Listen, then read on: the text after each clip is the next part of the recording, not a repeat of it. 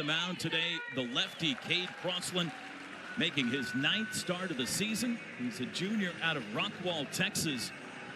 We've seen him be very, very good at times, KP, and other times he's been hit around. Sooners hoping they see the good Cade Crossland today.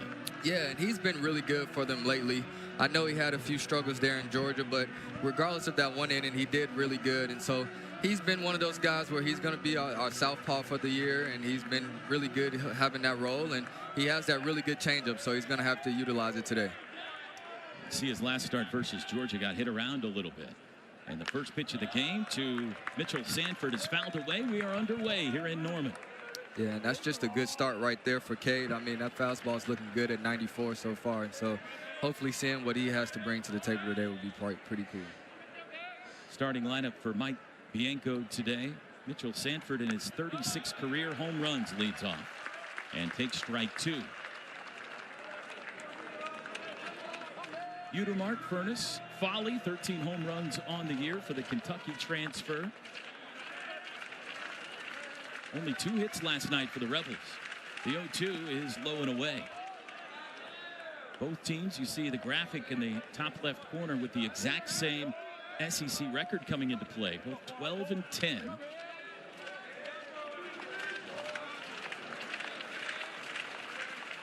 Sanford, the transfer from New Orleans. 8 of his home runs this year have come against SEC teams. The 1-2. And it's a strikeout to start this one for Cade Crossland. And that's a really good start right there by Cade Crossland. I mean, elevating that fastball right there at 93, 94. First good start. Really good start for home team so far.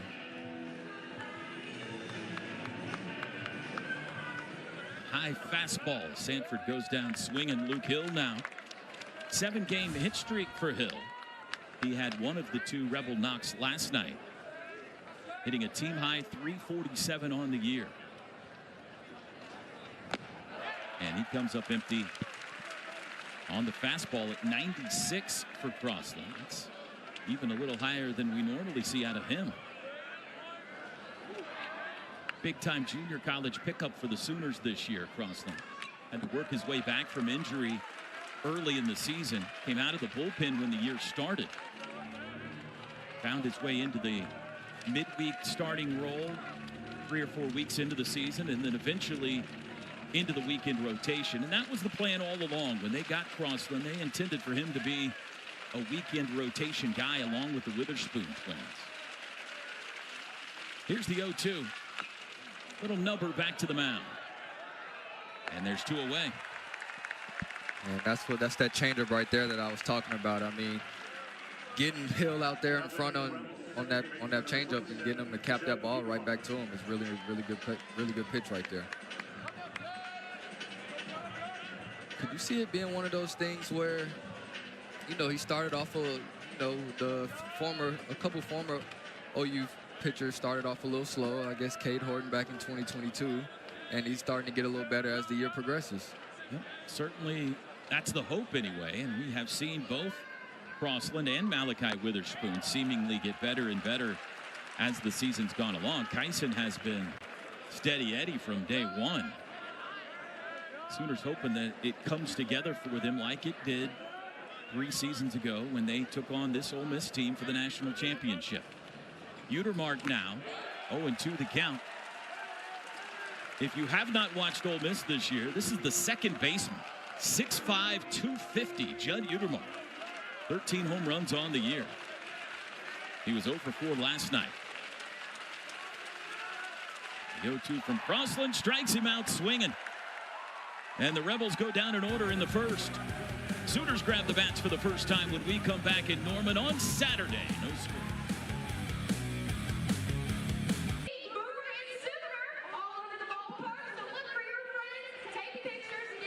Here's how Skip Johnson will send him to the plate for game 2 of this series today. Jason Walk back into the leadoff spot. Trey Gamble, who has been their leadoff hitter the last 3 weeks or so, bats second today, followed by Carmichael, Willits, Branch, Mudler. Mason Hamlin gets his second start of the season, and as Carly mentioned off the top, Christian Hoffman making his first start of the year. He's in right field today. And they'll be facing right-hander Riley Maddox for Ole Miss. There you see Riley coming off a fantastic start a week ago against Vanderbilt. Pearl, Mississippi product out of Jackson Prep, went 7 innings against the Commodores, gave up just 4 hits, 1 run. His numbers on the year, 5 and 3. All 3 starting pitchers this weekend for Ole Miss were on that 2022 national championship team. Hunter Elliott, who started game 1, was the starting pitcher in the decisive championship game in Omaha. And Maddox, who starts today, and the game 3 starter, Mason Nichols, were both relievers as freshmen on that team. Not a single Sooner was on this team in 2022. There you see Hunter Elliott, fantastic last night. Unfortunate that he had to take the loss. Yeah, it's just one of those things, too, where you go 6 2/3 and only give up 2 earned runs. I mean, you're expecting to get a win right there, but Kyson Witherspoon was just really, really, really good. First pitch to Walk is outside. Oh, Jason Walk hit leadoff for this team for the first half of the season. Then they tinkered with the lineup a little bit. He's been down in the 5-hole the last 3 weeks or so. Back up in the leadoff spot today. Strike on the outside corner makes it 1-1. Looks like he has a new bat in his hand, too.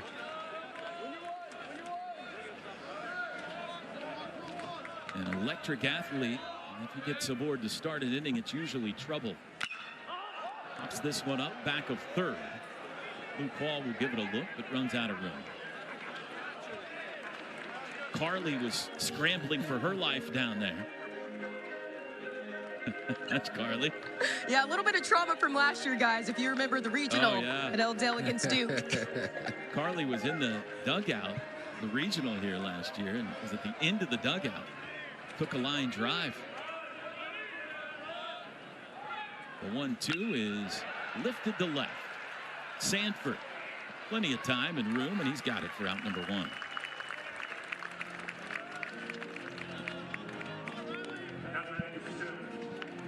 So the Sooners in red, the Rebels in blue. Baby blue sky overhead on a beautiful 75-degree Saturday here in Norman. Trey Gamble steps in. He had one of the 3 Sooner hits last night, an RBI single in that 2-run 5th inning.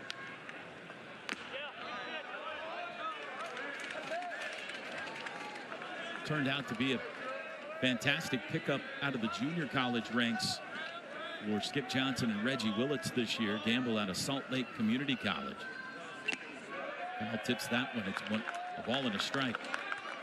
Yeah, Trey's been really good for the Sooners this whole year. I mean, he's done a great job of stepping up and taking in a role of batting up in the lineup and doing a really good job of staying there as well.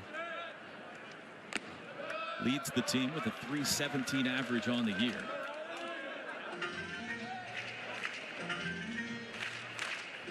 You see 4th in the league in both walks and on-base percentage. Fouls that one out of play to make it 2 balls, 2 strikes. Key series for both teams. They're in many ways identical, mirror images of each other. You see the records are very similar. They're tied in the standings, and both teams coming into play considered locks for the NCAA tournament.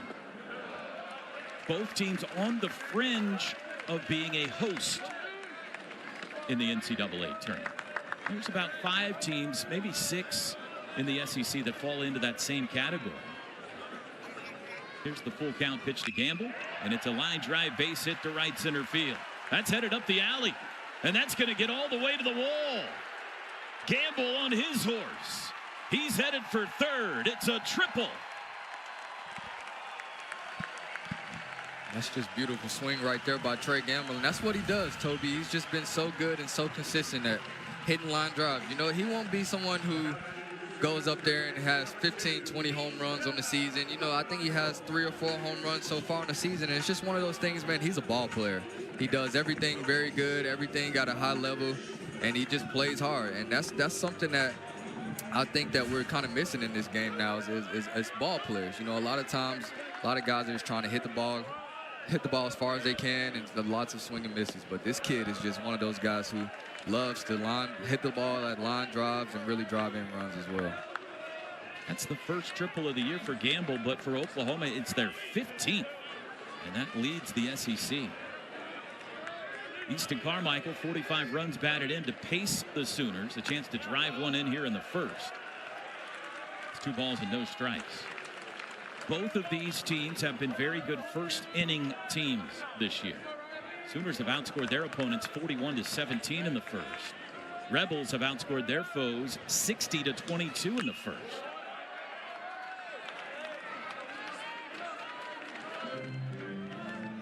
Neither team got a run in the first last night. Carmichael 0 for 4 in game 1. He's a legacy. Dad played here. His brother played here. Now Easton, the star catcher. There's a drive to left and deep. If it's fair, it's gone. It is a home run. The 11th of the year for Easton Carmichael. And the Sooners strike first on Saturday. That's what you do with a hanging curveball right there. It just looks like Easton Carmichael was able to get that bat head out in front, drive that hanging curveball, and hit it over the fence. So really good job right there by number 2 for the Sooners. You can just see it looks like that ball was sliding, a little slider, hanging low and in, right in Easton's wheelhouse, and he just crushed it. I mean, you can see him kind of staring at it and admiring it as well. He did everything but give it the Carlton Fisk, wave it fair. He's trying to keep it fair. Jackson Willits line drive center field base hit. And the Sooners here in the first have equaled their hit total from game 1. They've got 3 first inning knocks. It's just crazy how baseball works like that. I mean, we were kind of expecting to have a little bit more offense, especially with Hunter Elliott and Kyson Witherspoon's not on the mound anymore. But really good start right here by the Sooners, getting out and getting up early.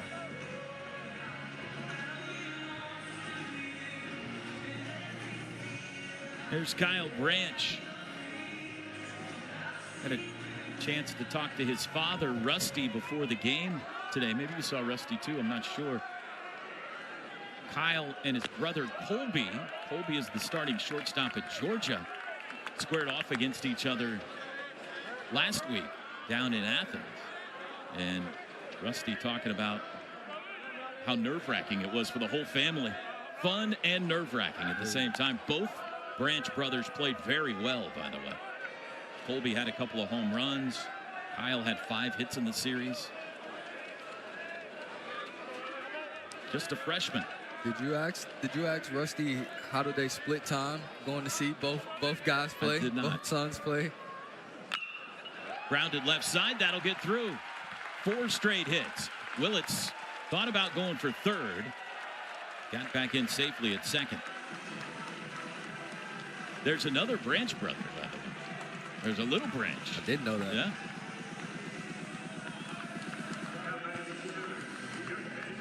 So Gamble triples, Carmichael homers, Willits and Branch back-to-back hits. And now a visit to the mound. Joel Mangrum, the Ole Miss pitching coach. We'll try to settle down Riley Maddox here. Yeah, you can see him just run out there really quickly. You know, it just seems like the Sooners are doing a really good job early, getting a fastball earlier, getting pitches to hit early. And so he just wants to run out there, kind of calm them down really quickly and make sure they can try to get out of this inning without any more runs being scored.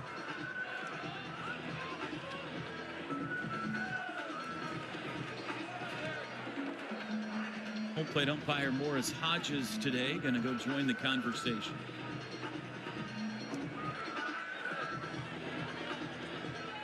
So Riley Maddox gave up 4 hits in 7 innings to Vanderbilt a week ago. Sooners getting after him in the first today. Still only 1 out. The hitter will be Scott Mudler. Mudler, the DH for OU in this one, did not play last night. He's a catcher by trade. You could see him behind the plate on Sunday. Mudler, also like Jason Walk, from the state of Georgia. He's from Johns Creek, which is in the Atlanta area. He had a couple of doubles and 3 runs batted in the finale against the Bulldogs last weekend, back in his home state. And he's ahead in the count here, 2-0.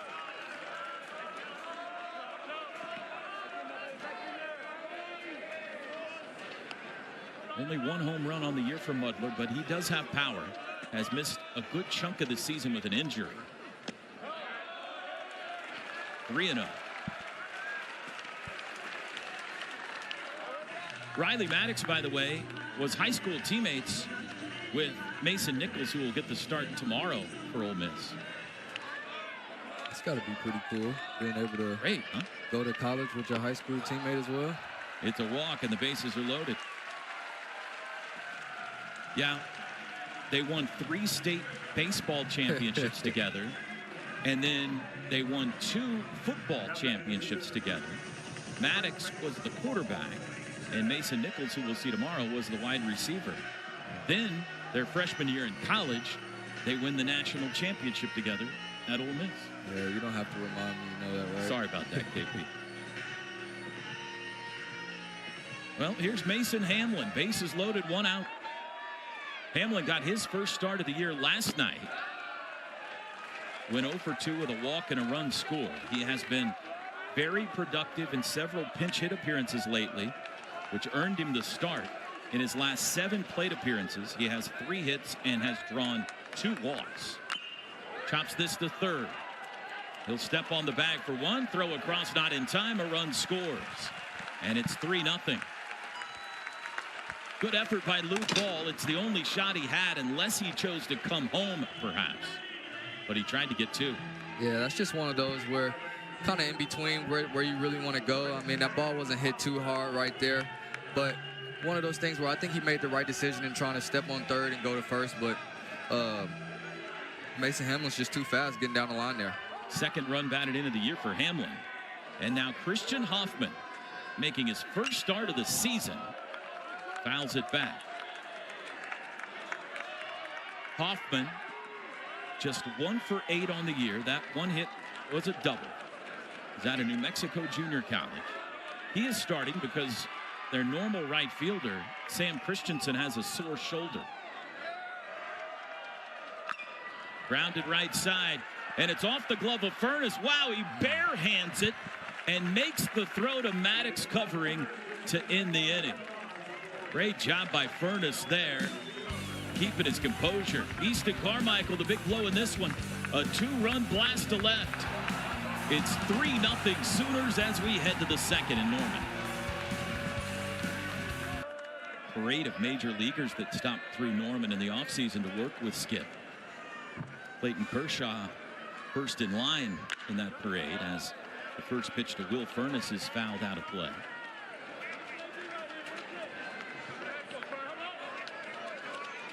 There's the skipper. One of the real characters in this sport. The 0-1 to Furness is a little bit high. A ball and a strike. First baseman Will Furness, 0 for 3 with a walk last night. 7 homers on the year. Breaking ball hangs high. It's 2-1. Being around Skip has been a dream come true, honestly, because he's gotten me in front of some really cool people. I just remember when I was hitting the cages one day, I've seen JT Real Muto in there. I've seen Lorenzo Kane working out at Switzer, at Barry Switzer Center from time to time. I've seen a lot of really important people come through here, and so that wouldn't have really have even been possible if it wasn't for Skip, you know, being the coach who he is now and having those guys around as well. He knows everybody in baseball. Yeah, everybody. In baseball. The 2-2 to Furness, popped into left. Gamble. And there's 1 out.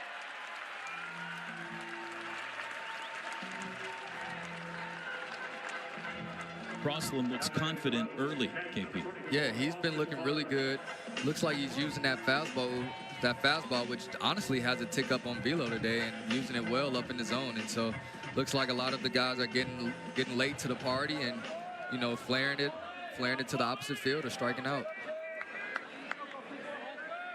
Here's the catcher, Austin Foley. But it's because of that pitch right there that makes that fastball playable as well. I mean, that changeup is a plus pitch for Cade, and so he loves to utilize it in any count. And so it's one of those things where you have to be careful of that changeup, but also that fastball as well. There's a blast to left. That's deep. At the wall, Gamble leaps, and he couldn't hang on. It looked like it was in his glove momentarily. It's a home run for Foley. His 14th of the year. Trey Gamble got a glove on it. We'll have to see the replay to see how close he got to bringing that ball back. But Ole Miss has their first run of the series, an Austin Foley homer. Take another look. Yeah, just based off what we can see up here, it kind of just looks like that ball was hanging up in the wind for quite some time. I couldn't really tell if it was going to be over the fence or not, but Trey made it look very close, and it looks like he got a glove on it and just barely missed it, barely tipped off the side of his glove. So really good try right there by Trey. So it's 3-1 on Austin Foley's 14th home run of the year. Foley has now homered in 8 of the last 13 games for Ole Miss. Yeah, he's on a hot streak.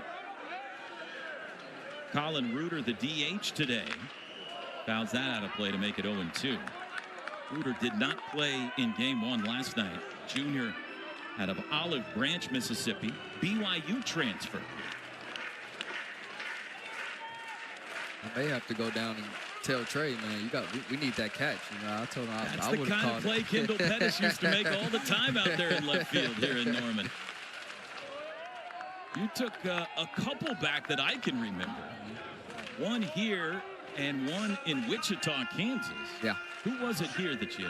We played Kansas. We were playing Kansas. Yep, we were playing the Jayhawks. And I remember Jamie Hitt was on the mound too, and so bless his little heart, because I know he wanted me to catch that ball bad. Lined up the middle, and that's a base hit for Reuter. Back-to-back knocks for the Rebels here in the second. The offenses were held down last night, and they came to play today. Yeah, I was going to say, it just seems like the offenses look like they are offensing today. And so just one of those things where it's going to be a fun time in the booth with Toby, but we're really just excited to see some good baseball play today.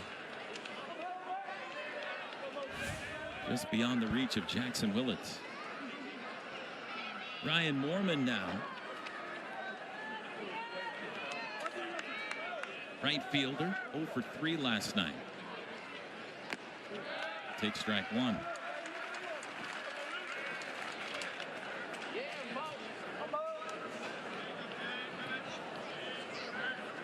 I was looking through their lineup the other day and saw this kid, Ryan Moorman, and saw that he's from Lockport. And I was like, Lockport, that's not too far from Chicago.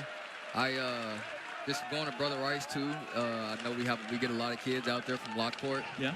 So I did a little research. You're from Chicago, yeah, for those who don't know. For those who don't know, I am from Chicago. So I did a little research on him and found out that he played for the Sparks, which is a team that I played against all the time. And so I thought it was pretty cool to really put the connection together. I really want to get down and talk to him and introduce myself. Fouled off the end of the bat, a cue shot to first. You're, in having traveled with you the last 5 years, and especially this year, broadcasting with you, you're like a mini Skip Johnson. You know someone everywhere we go to because of all your baseball connections through the years. Yeah, I mean, that's kind of what happens when you're around Skip Johnson for 5 years. I guess you start getting some traits from him as well. All your summer ball buddies and your Chicago buddies. Oh, yeah. Here's the 0-2 to Moorman with Reuter at first base. Popped it up. Hoffman and Wright in after it. And there's 2 away. Case just been doing a really good job keeping that ball low in his zone, but keeping that changeup low in his zone and going up with that fastball. He looks like he's got the Ole Miss players off balance. Isaac Humphrey now.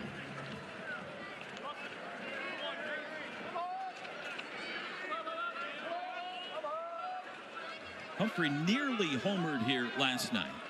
It was a controversial foul ball call on a drive to right field.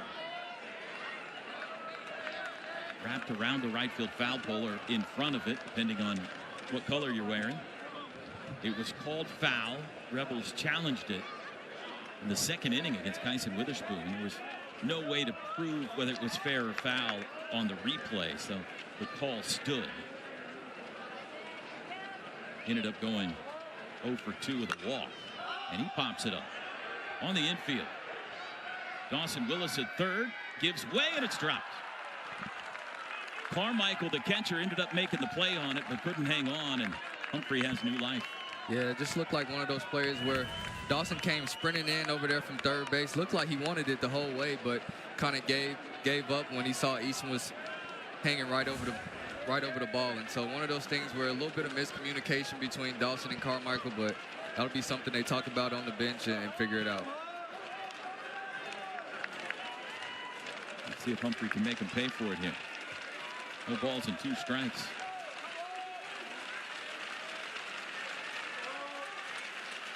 Sold out crowd in Norman trying to help out Cade Crossland here in the bottom of the second. Excuse me, top of the second.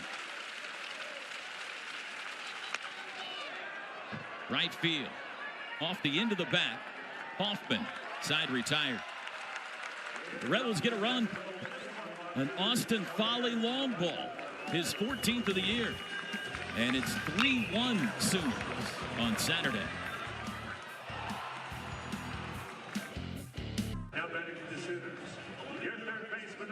Eldell Mitchell Ballpark on a sunny Saturday afternoon. Toby Rowland and Kendall Pettis back with you. You head to the bottom of the second. Dawson Willis, the only Sooner that didn't bat in the first, will lead off. Third baseman, Division II Defensive Player of the Year last year at LSU, Eunice. Been coming on at the plate. Lays down a bunt, but it's foul.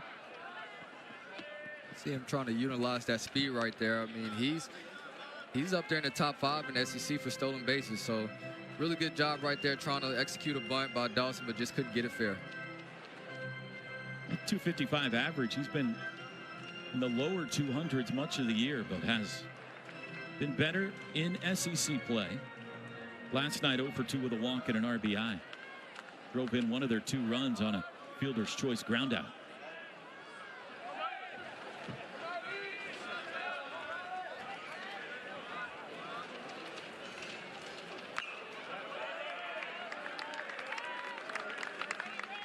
Just 2 weekends to go in the regular season after this weekend. Oklahoma will head to Kentucky for a weekend series and then back home against their arch rivals from south of the Red River to close out the regular season. Ground ball to shortstop. Chang's throw. Close play, but out is the call. It's just a really good play right there by Luke Chang. I mean, that's a ball hit decently hard to him on his backhand, and he was able to transfer it to his arm, to his hand, and throw that ball out and throw him out at first base. And that's a really good, really fast runner drive going down first base as well in Dawson Willis. Back to the top of the order, Jason Walk. Flied out to left his first time up. Takes a fastball strike. 2 remaining conference series for Ole Miss. They are at their arch rivals, Mississippi State, next weekend, and they'll close out the regular season at home against Auburn.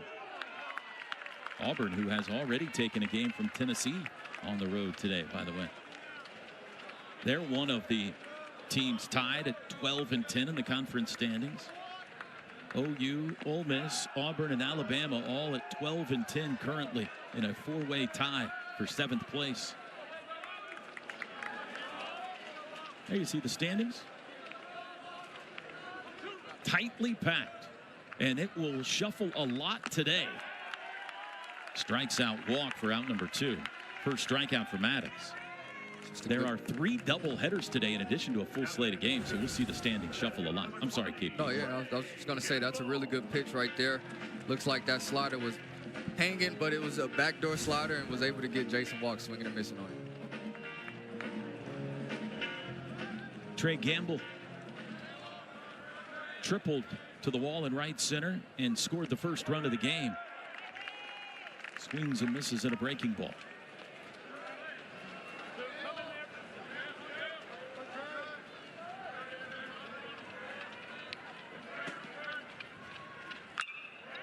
And he's 2 for 2. Ropes a single to right. 5th hit of the game for Oklahoma. Yeah, and Trey looks like he's locked in today. I mean, just 2 absolutely hard hit balls to the right side, and he just looks locked in today. This was last inning. Easton Carmichael, his 11th of the year. The only question was whether it would stay fair or not. And it barely did.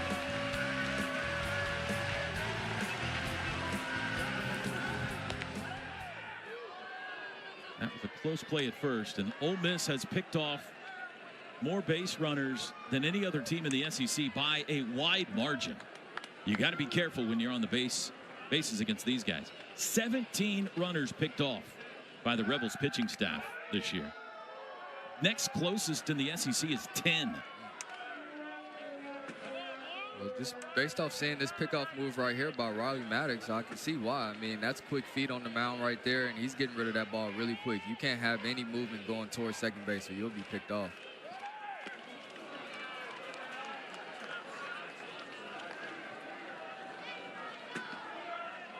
Carmichael's been in a little bit of a mini slump. Didn't have a great weekend in Athens, Georgia, and was 0 for last night, but got the home run in the first today, and now a single into center field. He's 2 for 2. Sooners trying to mount a 2-out rally. Yeah, and that's a good sign when your 2 and 3 hitters are both 2 for 2, and it's only the second inning. I mean, it's just one of those things where they're seeing the ball really well off Riley, and so hopefully Riley's going to have to mix something up against those 2 guys.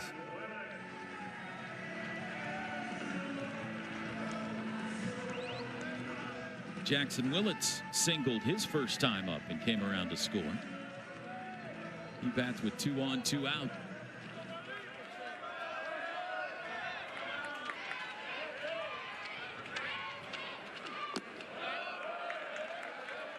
Five combined hits in 9 innings last night for these 2 teams.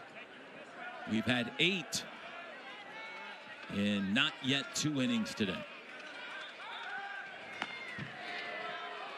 Maddox tries to get Gamble at second.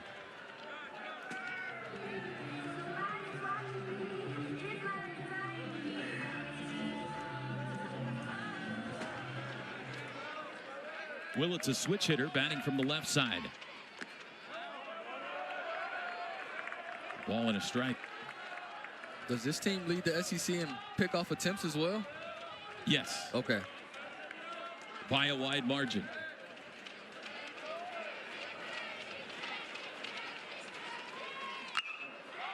Fly ball into center. Isaac Humphrey drifting into left center, and that'll do it for the Sooners' threat in the second. We head to the third. In game 2, it's 3-1 Oklahoma. We head to the third inning here in Norman on a Saturday. 3-1, Sooners in front. A couple of home runs so far, one each way in this game. There's the legendary head coach of the Rebels, Mike Bianco, in his 25th year. Led him to the national championship in 2022 by defeating Oklahoma. The winningest coach in Ole Miss history. It's kind of funny seeing that say 25th season as Ole Miss head coach, as I'll be turning 25 this year. So that's yeah, you're just rubbing it in. Luke Chang, 9-hole hitter, leads off for the Rebels. First pitch from Crossland misses low. Chang 0 for 2 last night. Was hit by a pitch.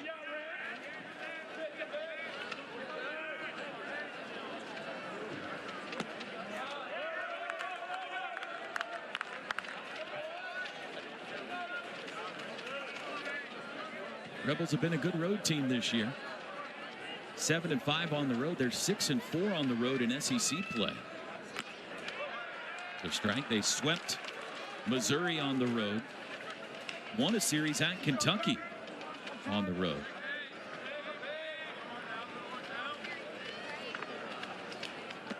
Three balls and a strike.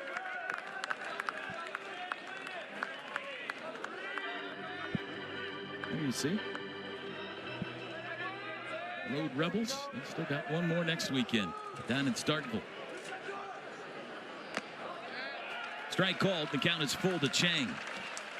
This is a really good AB right here by Luke Chang. I mean, going into a 3-1 count and taking that 3-2 pitch. I mean, that's kind of what your 9-hole hitter does. He gets deep into counts. Flies one into center. It's Jason Walkland out there, and there's one away.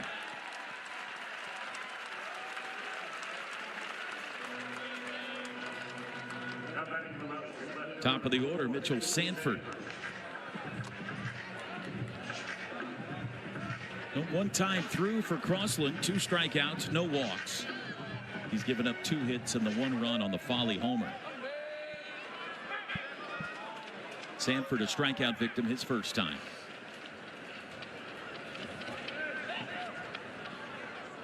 That one slipped over the head of Sanford and all the way to the backstop.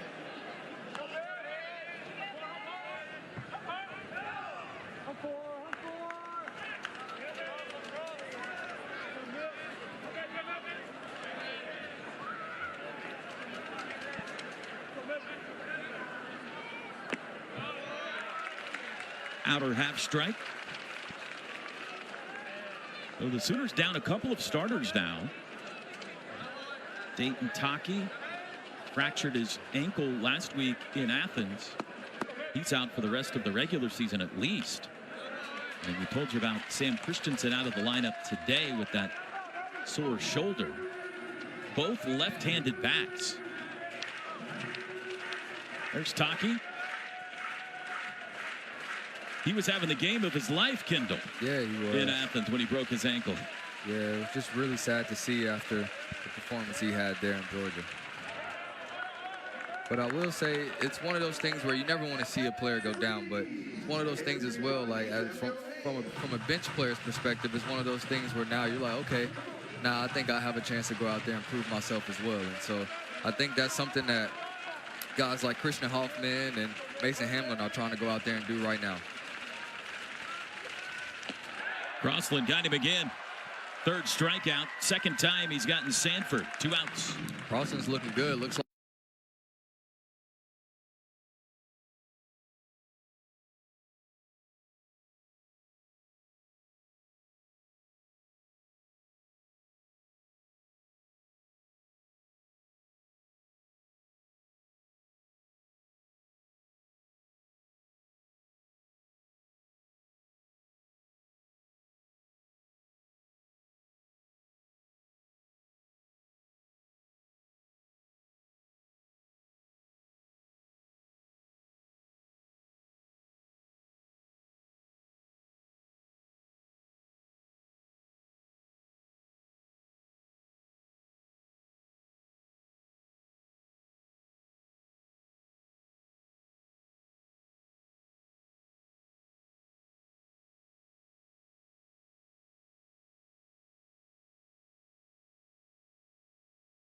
wanted that.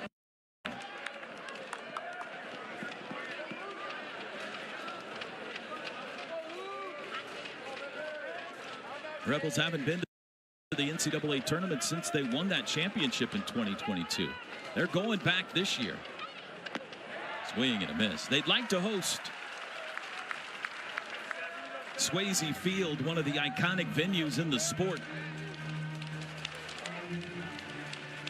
It is one of the great home field advantages in all of college baseball as well. Need a strong finish to secure that. Same for the Sooners.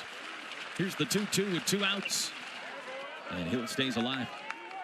I think Swayze Field is one of the first college baseball fields I kind of got acclimated with. Not because I visited, but because when I was watching college baseball growing up, I was always wondering, is that beer or are they throwing juice in the air? Or is that water? What are they throwing in there? You know, I was young. I didn't really know what was going on back there. Runs, sure. I was like, what are they throwing in there right there? Surely it's water, right? Surely it's water, right? Oklahoma fans found out firsthand that it's not water in Omaha. Full count to Hill. Utermark on deck.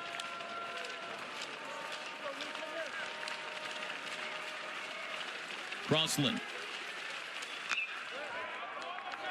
And that's a base hit, making an 8-game hit streak for Hill. And the Rebels have a 2-out base runner.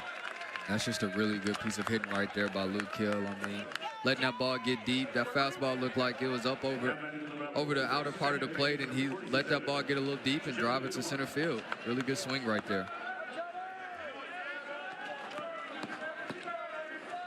Utermark struck out swinging in the first.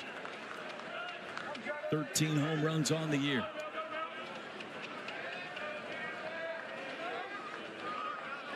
Out of Charlotte, North Carolina. Swinging the pink bat around. Fastball misses high. How do you feel about colorful bats? Love it. Yeah. The pencil bat last year that Jason Walk had for Oklahoma was interesting. Oh, yeah. Haven't seen that this year. How about you? I like it. I think I didn't like the pencil bat last year though. I thought it had no juice, no pop at all. I think the performance part of it, yeah. It looked nice. Fine, didn't perform well. Yeah. Have you looked at Jaywalk's bat today? Yeah, the baby blue one. Yeah, he's got like some blue crayon. Oh, it's a crayon. I didn't realize I think it's that. a crayon. Yeah, take a look at it. Next time you look, take a look at it. You'll see. Get a tight shot when it comes back up next. A ball and a strike to Utermark. Hill has 15 stolen bases on the year. He's got a big lead over at first base, and he's inching out even more. Crossland's going to throw that way. Both catchers, Carmichael for Oklahoma and Foley for Ole Miss, gunned down a base runner last night trying to steal. Hill's got a big lead now.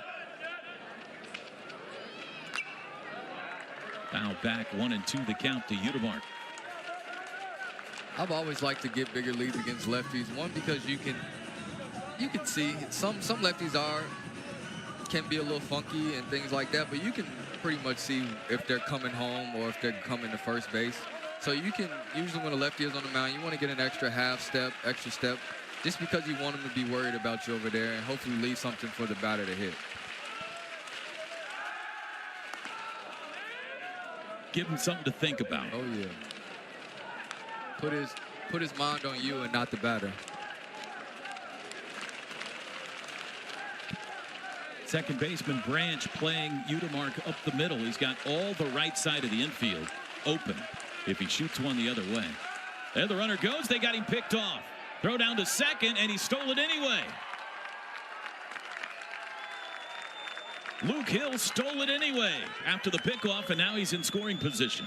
Yeah, and that's just one of those plays right there where he went as soon as off motion and kind of looked like that ball was thrown to the glove side a little too much. Mason couldn't get it out of his glove right there, and it took him just an extra second to get that ball out, and was able to have Luke Hill safe at second.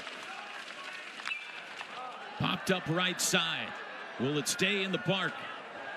Hoffman over near the wall, and it's dropped by Hamlin. That's the second foul ball that the Sooners have dropped early in this game.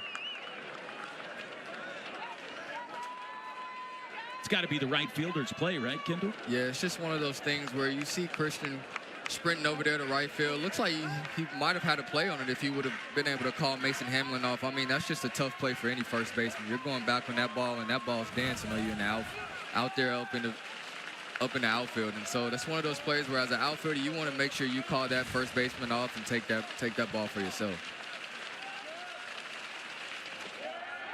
And the wild pitch, Carmichael can't find it. Hill will take third. Well, scoring decisions on drop fouls in college is a little different than in the majors. It's always an error in the bigs. But in college, as we see another look at the wild pitch, most of the time the official scores will not rule it an error unless it results in something good for the opponent eventually. So if Utermark were to get a hit here, or they were to score a run, then I think they would assign an error in all likelihood to Hamlin retroactively. Same thing with Carmichael in the last inning when he dropped that pop-up. Nothing came of it, so no error was assigned. Just a little quirk of college baseball. Official scores sometimes differ on that. but we have not yet seen an error go up on the board here. Runner at third, 2 outs, the 2-2. And he got him swinging on the changeup.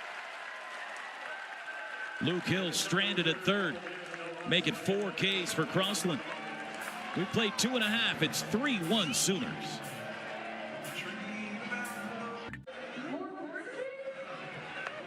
Sooners a 3-1 lead headed to the bottom of the third. Oklahoma's offense has been better in SEC play than in non-conference play this year. You see there where they rank in the league. Second best team in on-base percentage, third in runs per game. They have drawn the most walks at the plate in the SEC this year, and they've stolen the second most bases.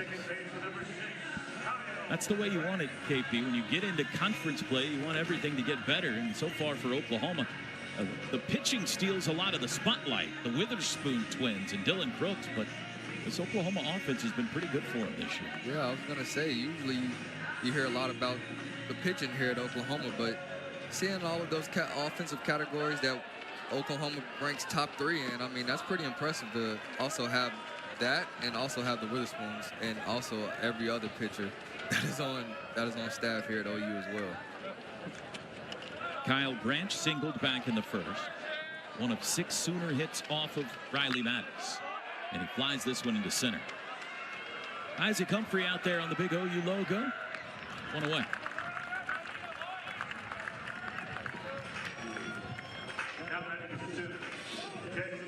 Scott Mudler. Mudler drew a first inning walk. Sooners scored all 3 of their runs in the first.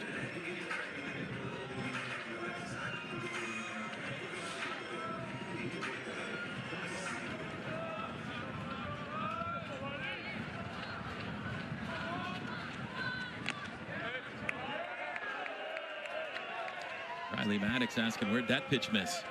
1-1. It's good to see Mud back in the lineup after missing a few weeks in this past couple weeks. There's a strike. Yeah, especially considering no Taki and at least today no Christensen. He is a left-handed bat with some pop. And he's a teammate, one of the favorite teammates on this team. Swing and a miss, 1 and 2. Very popular guy. He was the Witherspoon's catcher in junior college at Northwest Florida State. All 3 of them transferred together to Oklahoma. Talk about that package deal right there. 2 and 2.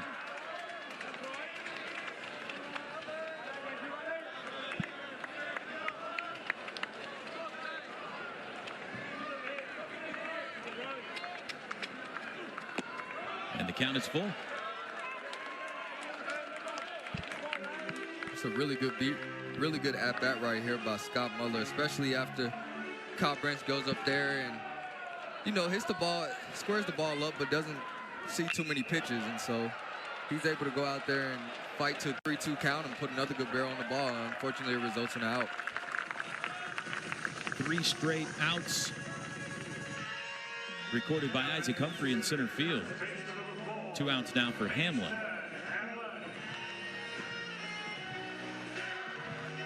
Hamlin drove in a run on a fielder's choice in the first, just his 2nd run batted into the year.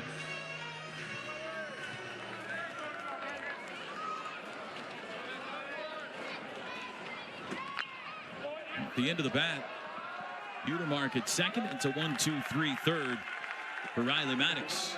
We march to the 4th. Game 2, it's 3-1 Oklahoma in front.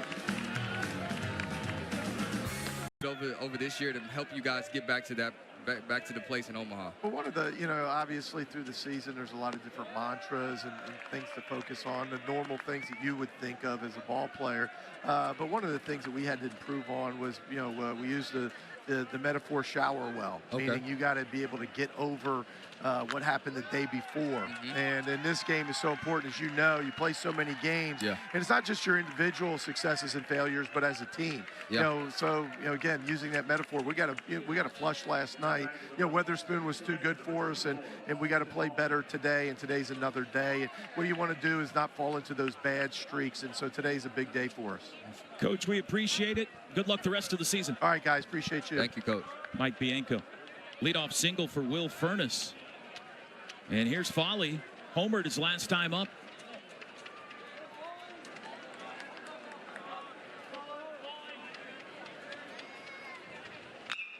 Hot shot up the middle. And Foley's 2 for 2. And the Rebels got something cooking here in the fourth. And Foley's looking good. Looks like Cade Crossland hung that changeup over the middle part of the plate, and Foley didn't miss it. Almost took his head off right there with that ball. So really good swing right there by Foley.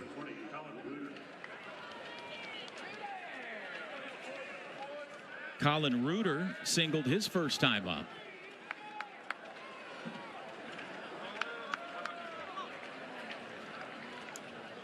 Back-to-back singles by Furness and Foley to start this inning. Now 5 hits for Ole Miss. And they're being aggressive early here against Cade Crossland in at-bats in the fourth.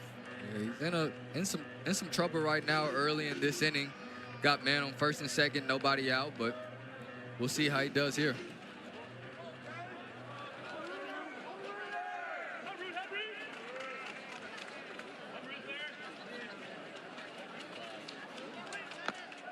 Oh, 0-2.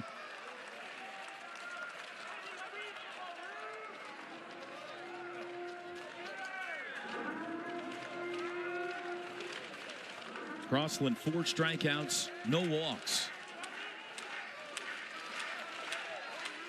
Could use a strikeout here.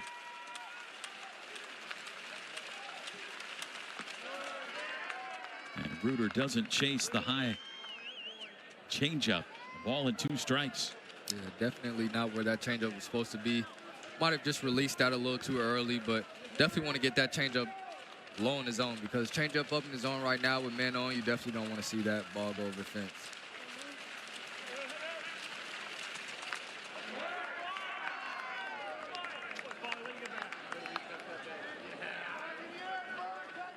It'll be Malachi Witherspoon tomorrow for Oklahoma against Mason Nichols for Ole Miss. 2 o'clock Central Time start in that one. Will it be a rubber game, or will the Sooners be seeking a sweep?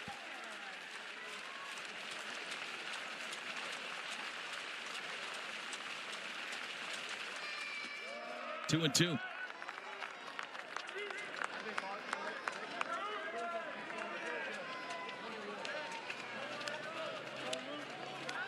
Here's a good look at the lefty. Out of Rockwall, Texas, Cade Crossland.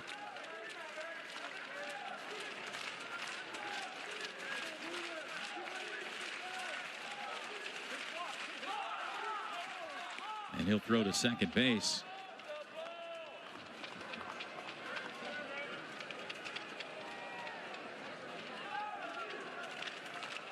Oklahoma put a 3 spot up in the first. Rebels chipped away with a Foley homer in the second. Looking to tie it up or take the lead here in the fourth. Got him looking. 2-2 breaking ball. There's strikeout number 5. Just a really good pitch right there by Cade Crossland. I mean, kind of just seems like he implements that slider in there every so-so, every once in a while, and it looks like it's getting some of those hitters off, off that fastball changeup routine. And so really good pitch right there. Getting a strikeout when you needed one really bad as well by Cade Crossland. Mormon now. Popped out to right field. Back in the second.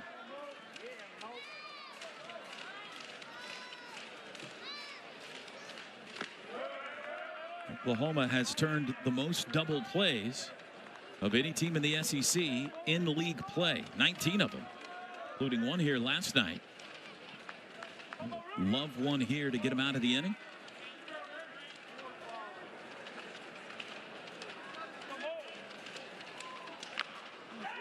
Could be 4-6, and off the bag comes Hamlin. The throw took him off the bag, so the Sooners cannot turn the double play. And let's see whether or not they challenge this. It appears they want to. Yeah, it just looked like it was one of those plays where it looked like it was a tailor-made double play right there.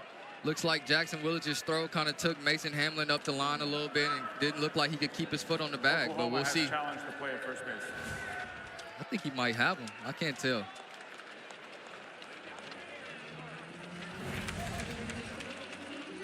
Here's a good look. Oh, he's off. Yep. It's going to be safe.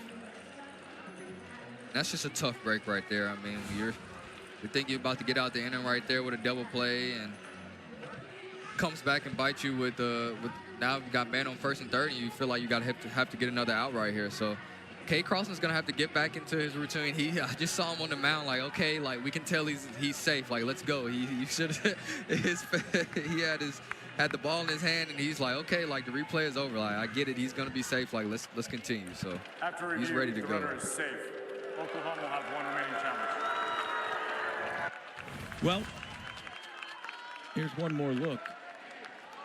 Let's be honest about this. That is a third defensive mistake by Oklahoma already in this game. They don't have any errors yet.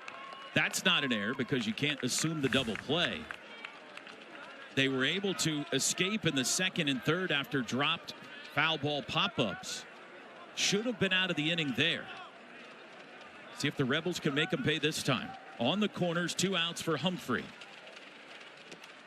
And the ball scoots off to the right from Carmichael. On to second goes Mormon. That's a good pickup by you, Toby, because you're right. I mean, eventually Ole Miss is gonna capitalize on some of the mistakes that the Sooners have made. And I mean, it's not, like you said, there haven't been errors, there haven't been things like that, but they've been mistakes where you just feel like, we should have gotten that play, or we should have gotten that out. And so in situations like that, you know you're giving a little bit extra momentum to that other dugout, and so you definitely don't want to do that. You really want to have to be able to get out of this inning without the Ole Miss Rebels scoring any runs. Probably the exact message Skip Johnson has here is, this isn't your fault. Go get another out here. Base hit to the outfield now would tie this game up. Michael Catalano, the freshman right-hander, not exactly warming up yet, but getting loose.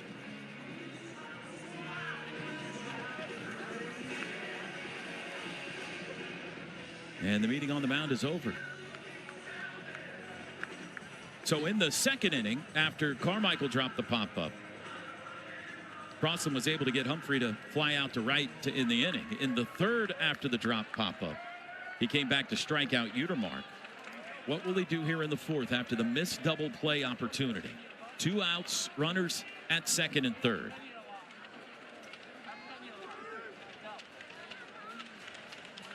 The 1-0 to Humphrey, way outside.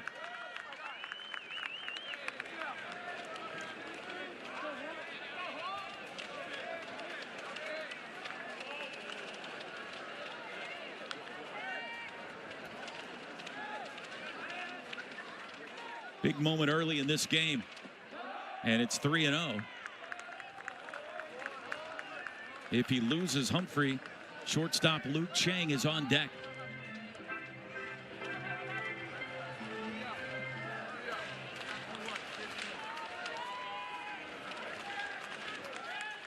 Willits at shortstop, playing Humphrey up the middle. Grounded to first. Hamlin stays down on it. He'll take it himself. And he got out of it again. Still 3-1 Oklahoma. We had Christian Hoffman leads off the bottom of the fourth and takes a fastball strike. And Riley Maddox. Maddox has retired 4 in a row, including all 3 in the third inning. Throws him a breaking ball for strike 2. Maddox has looked really good since that first inning. I mean, obviously he gave up a big 3 spot in the first, but has really calmed down and really done a good job of keeping the Sooners off the scoreboard since then. The appeal, he did not go.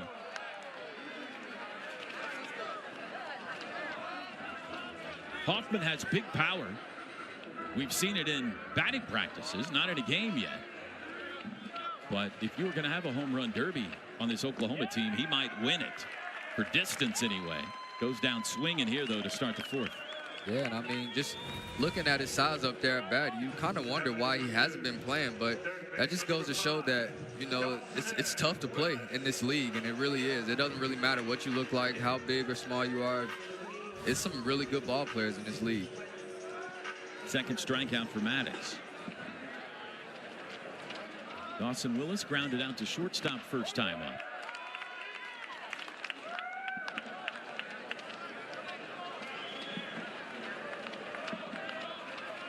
Both of these teams have won 4 conference series. Seeking win number 5 if they could take 2 of 3 or all 3 this weekend. No balls and 2 strikes to Willis. Dawson went 4 for 5 in the series finale at Georgia. A couple of doubles in Athens.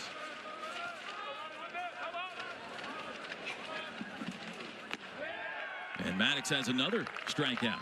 Yeah, just good morning, good afternoon, good night right there by Maddox. And so looks like he's in a groove right now, mowing down your 8-9 batter. So hopefully the top of the order can turn it around right now. All right, Jason Walk, here's that bat you were telling me about. Oh yeah, let's see if we can get a closer look at it. You see it though? I don't know if that Right center field, that's going to be a base hit. A knuckleball into right center. Walk's going for 2, and he's safe. A double. Team leading 12th of the year. That's what you love to see right there by Jason Walk, by the top of your lineup as well. That ball wasn't hit super hard, but it was definitely put in the gap, and he was able to turn that into a hustle double, and that's why speed kills, man. I mean, for just about everybody else, you know, that's going to be a single. But Jason Walk had double on that, written all over that from the start. So that's just a really good job by Jason Walk, getting in the scoring position with 2 outs as well. You know what I mean? That's also huge. Now all you really need is a base hit, and that can potentially go 4-0, 4-1 now.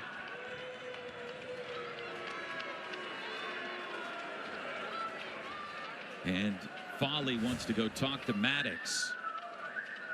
Trey Gamble is the hitter. He's 2 for 2 today. Tripled and scored in the first. Singled in the second. He's hit the ball hard twice off of Maddox.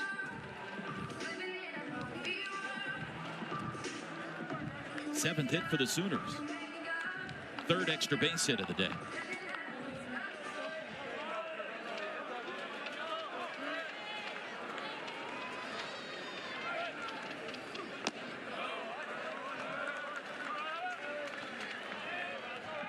Trey Gamble's hit 3 home runs this year, none of them here. He's got to get his first one at home, right? I mean, you can't go a whole season without hitting a home run at home. 2-0. He homered at Oral Roberts in a midweek game. And then he hit 2 home runs in game 1 at Missouri.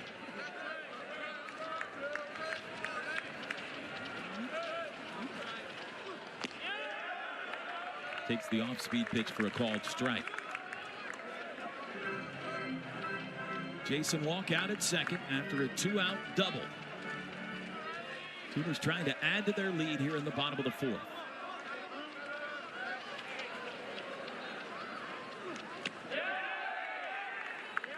Foul tip, 2-2.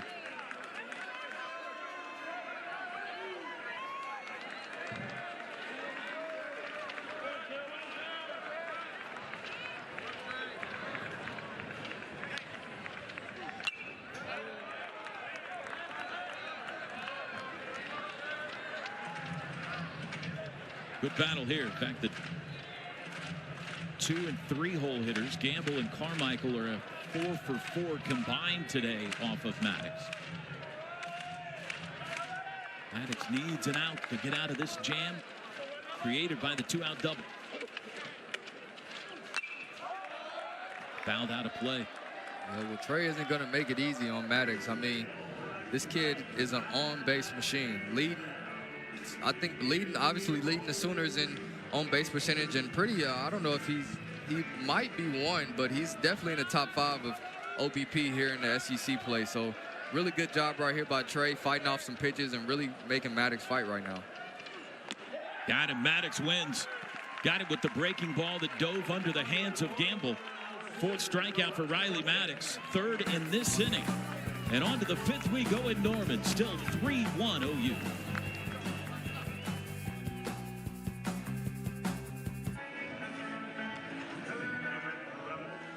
5th inning here in Norman, 3-1 Sooners in front.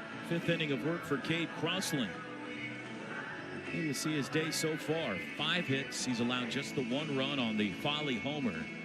Struck out 5, walked none.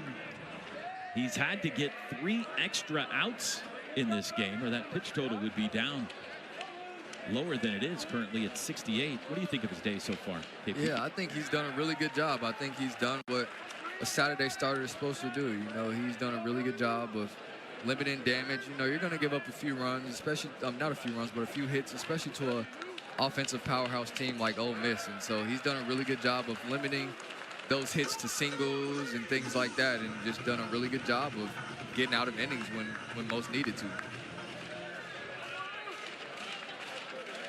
He's up 0-2 on Chang, and he struck him out on 3 straight changeups. Yeah, I mean, that changeup must be disappearing. Just based off some of the swing and misses we've seen off that changeup. I mean, it might have been 3 straight changeups right there that he gave Chang right there, and this kind of looks like he had no clue where none of the 3 changeups were. And so just a really good looking pitch right there by Cade Crossland. He has struck out Mitchell Sanford twice today. And starts him off with a called strike this time.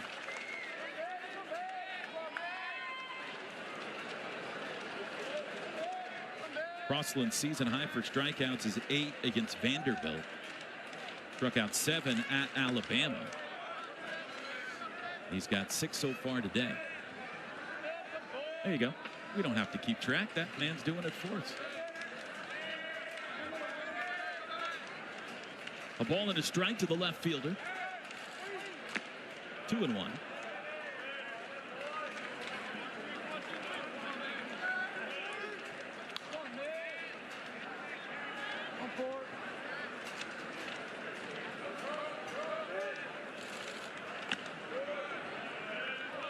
Crossland has an easy delivery.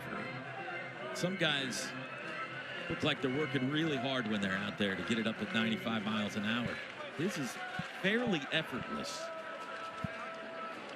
It's fallen behind, though, 3-1 to Sanford. Chop foul, full count. Yeah, he's not being decisive, or not decisive, but deceptive or anything. It's just one of those things where he may have a very quick arm. You know, he's kind of winding up, and then it looks like that arm is kind of propelling at you pretty fast. And so probably where he's getting that velo from. Grounded to second. Branch was playing him deep, so he has to come in after it. Plenty of time for out number 2. It's another good pitch right there. Fastball low on his own. Was able to get Mitchell Sanford to roll over it and ground out into a pretty easy ground ball over there to Kobe Branch.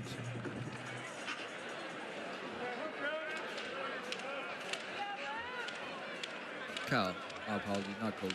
Oh boy, you've done it now. I've done it. You are in trouble. Hill waves at that one. I just would like the record to reflect. That was Kendall Pettis, Kyle, that called you Colby.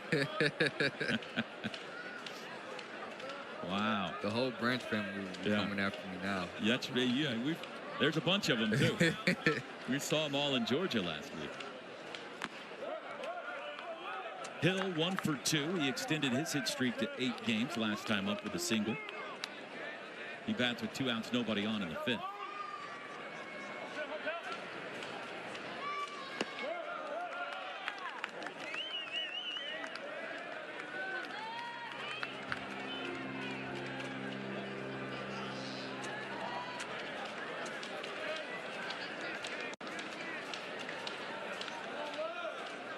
Crossland, the 2-1. Change up again, 2-2. The pitch has been deadly so far today. Does he go to it again?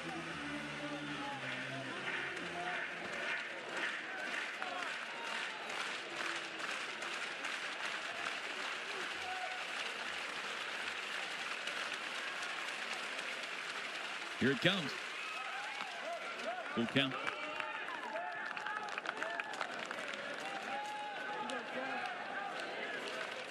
Try to fastball up top. Let's see if he comes back to the change here. Butermark on deck. Here's the payoff. And he does, and he struck him out swinging. 2 in the inning, 7 on the day. 1, 2, 3, go the Rebels. We are halfway home on a Saturday afternoon. It's 3-1 Oklahoma in game 2.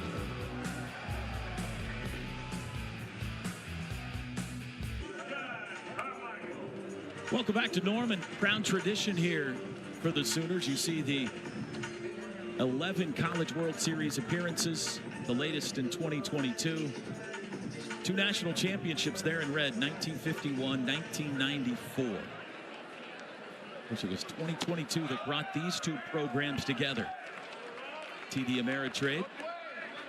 Easton Carmichael leads off the bottom of the 5th. Sooners up 3-1. They won here last night 2-0 behind Kyson Witherspoon.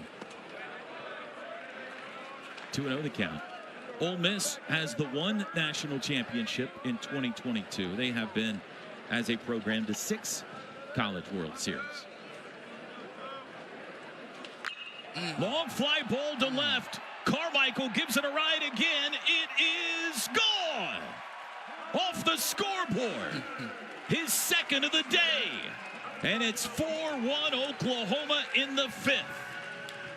Talk about that swing right there by Easton Carmichael. I mean, that ball was hit out of orbit and sent really far away. And so, really good swing right there by Easton Carmichael. I mean, he just demolished that ball and hit it right off the side brick of that scoreboard.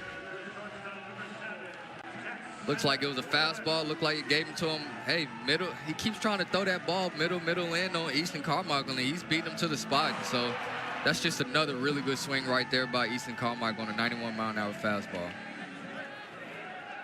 Make it 12 home runs now on the year for Carmichael. 3 runs batted in today, 48 on the year. He can be streaky. We saw him hit 3 home runs in 1 day in a doubleheader at Columbia, Missouri. He's got 2 halfway through this one against Ole Miss today. 1-1 to count to Jackson Willits. He's 1 for 2.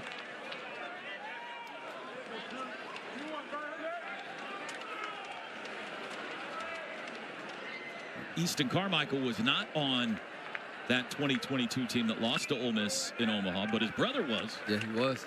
Braden Carmichael was a pitcher on that Oklahoma team.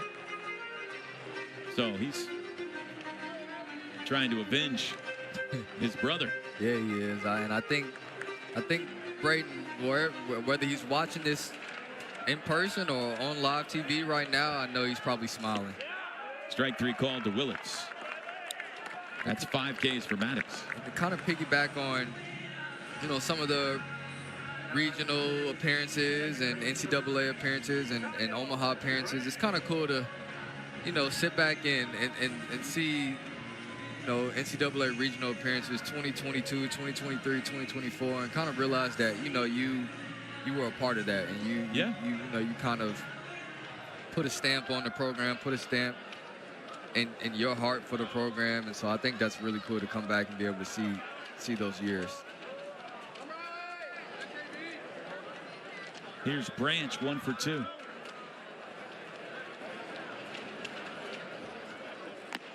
Outside. The Mississippi schools, and they'll meet next weekend. What Ole Miss and Mississippi State have done with their facilities really leads the country. Swayze Field and the Dude, unbelievable ballparks. Pulled foul. Those programs have both won national championships in the last 4 seasons and have risen to be among the blue bloods in college baseball, at least in recent years.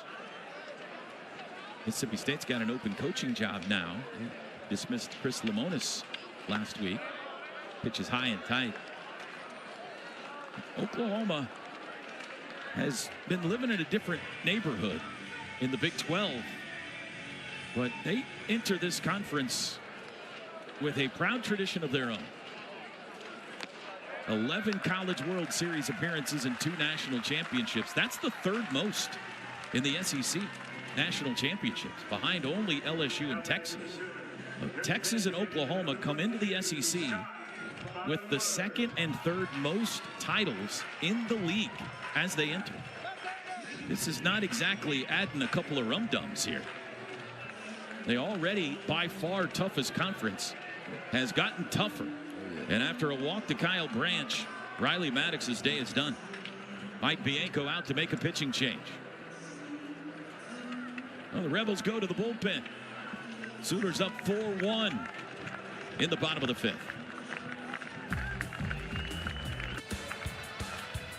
Shorter day than Riley Maddox was hoping for today, but he did strike out 5 Sooners, walked a pair, gave up the 2 homers to Carmichael. Hoping that the offense and the bullpen can have his back the rest of the way. Next up for Ole Miss is the big freshman, the left-hander Walker Hooks. 6'4", 265 out of Brandon, Mississippi. He's a big old boy right here. Walker Hooks' 16th appearance on the year. 1-0 with a 3.76 ERA. That's a good strikeout to walk ratio. I don't know if Riley Maddox's day is over. And, you know, he probably didn't have the day that he wanted to. He actually didn't do too bad. I know the hit total was up there with 8 hits, but I mean, other than those 2 big mistakes to Easton Carmichael, he really didn't do that bad of a job.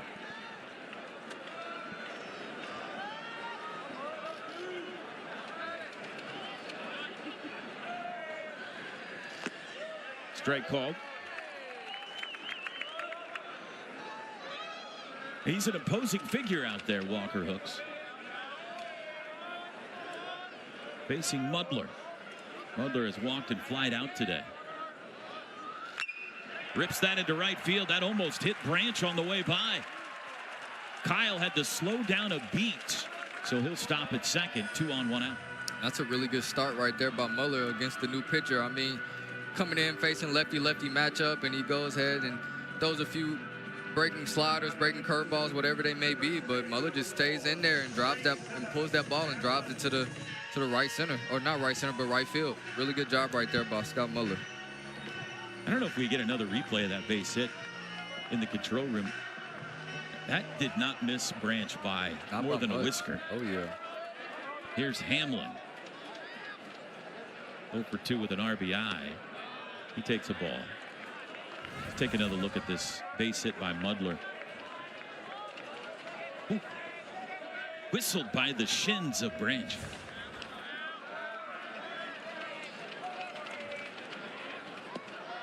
Two and 0.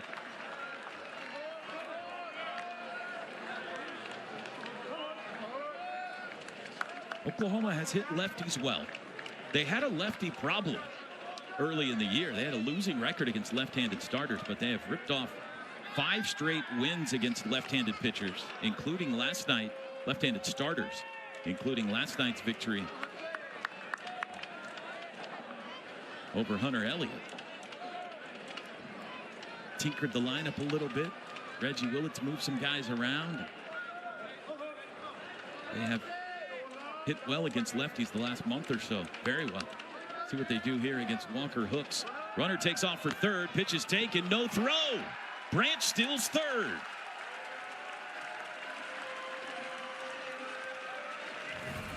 That's a really good steal right there by Kyle Branch. Doesn't seem like nobody's holding him on over there at second base.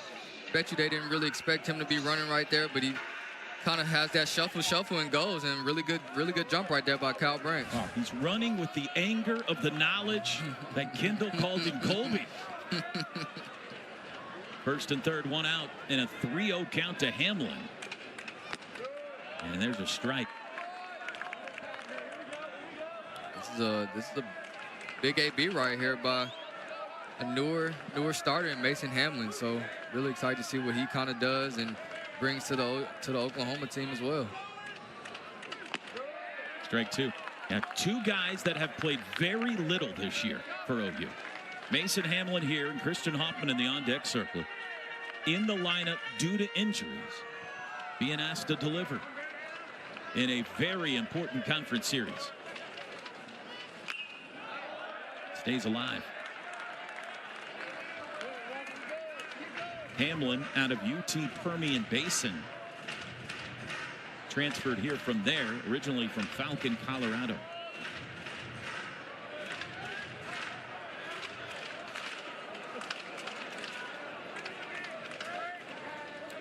Hamlin's speed here too. You really just have to think about, oh, I just want to put this ball in play somewhere. Let my legs work.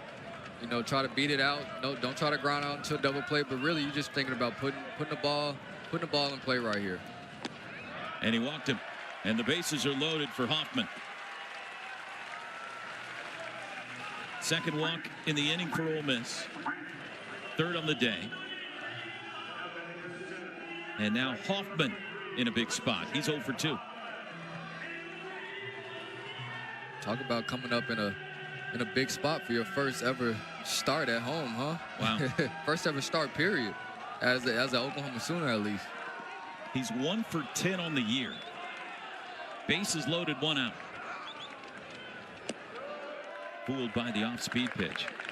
Yeah, it kind of seems like he's been getting a little fooled on that off-speed since the day has started. You know, it looks like he swung over a few sliders or a few off-speeds low in the zone, and so he really just needs to focus on elevating that ball and trying to get one into the outfield right now. Another big cut. Saw the numbers there. The Sooners with runners in scoring position, just 1 for 5 today. Hooks versus Hoffman. The 0-2. And he got him swinging. Big strikeout, 3 straight breaking balls. And there's 2 outs in the inning. Yeah, when you see somebody with the size of Christian Hoffman, I mean, you should be expecting to get slider after slider after slider right there. And those are just 3 really good sliders right there. 2 looked like they were out of the zone that Christian expanded on and swung at, and then that one that was in the zone that he just swung and missed at. And so that's just a really good job right there by the new pitcher. Sooners need something with 2 outs now from Dawson Willis if they're going to add another run here in the 5th. They've already scored in this inning on an Easton Carmichael homer, his 2nd of the day. And now a pitch clock violation has been assessed on Walker Hooks. And Mike Bianco not happy with this. Bianco out to argue with Morris Hodges, the home plate umpire.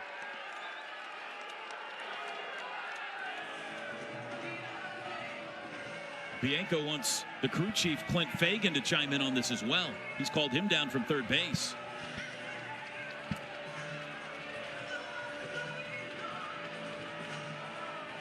Yeah, I don't really know what's going on right now, but I always try to figure it out and use my own context clues from the booth and try to come up with an answer. And it just kind of seems like the new pitcher in Walker Hooks continues to, you know, get on the mound and get set before the batter is making eye contact with him. And I think that's what the home plate umpire Morris Hodges was saying, and he gave him a warning in the previous AB. You know, he gave him, yeah, you can see the catcher himself knows he's in the wrong. Did you see him say get off did you see him put his hand up and say no, get off? And as soon as he called time, he looked down in defeat. I think it was the second warning. Yeah, I think he had already warned him. It was the second warning. Yeah, he warned him in the at-bat previous. You got to wait until Dawson Willis is looking at you. And the catcher knows he's in the wrong. Did you see the reaction of the catcher? He was like, dang. So, I mean, it's one of those things where I understand Bianco is upset with that, but it's one of those things where, I mean, it's one of the rules and it's something that you have to follow. And so I don't know what the ruling on the pitch is going to be, but it looks like it's going to be 1-0 still. So they've assessed a ball, and Walker Hooks will start this at-bat against Dawson Willis in a 1-ball, no-strike count. I would love to start a count 1-0 with the bases loaded every time.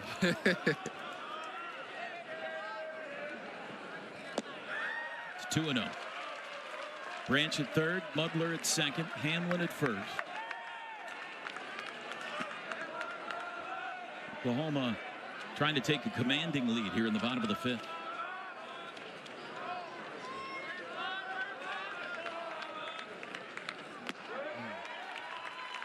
Two and one. Willis only at .252 batting average, but he has 33 runs batted in on the year. He has made his hits count. An RBI opportunity here, and now he's in the catbird seat. 3 balls and a strike. And Hooks has to come to him now.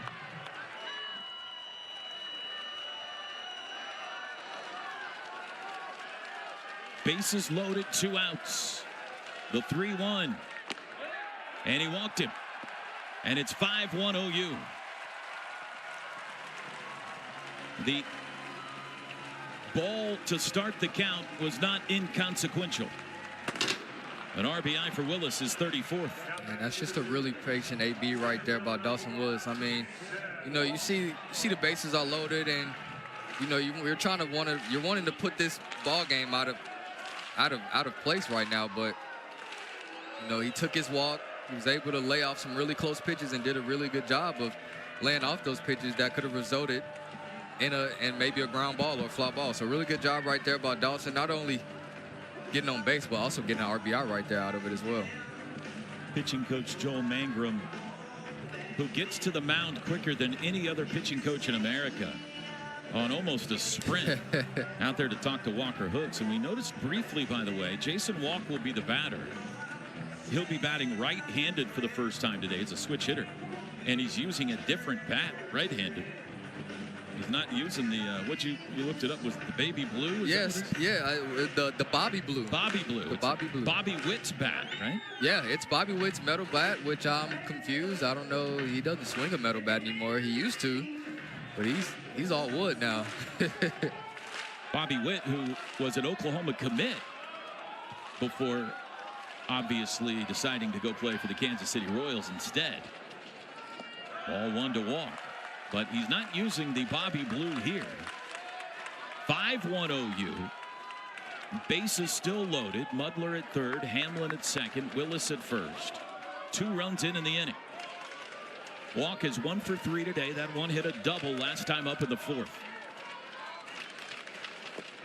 And he's ahead in the count 2-0.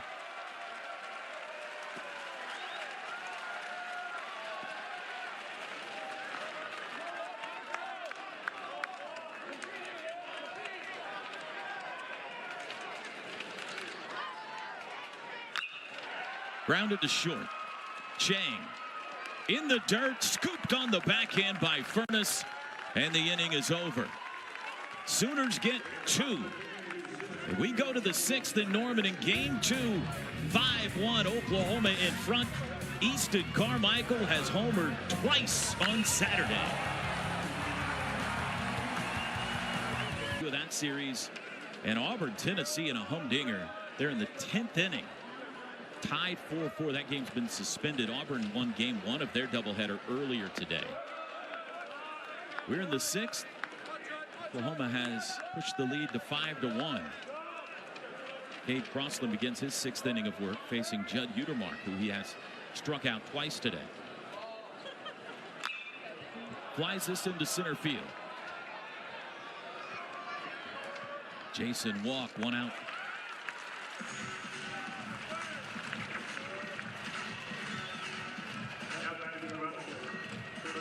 Now the Ole Miss offense has been cooking, but through a game and a half here in Norman, Kyson Witherspoon, Dylan Crooks, and now Cade Crossland have held them in check thus far. Just 1 run on the weekend.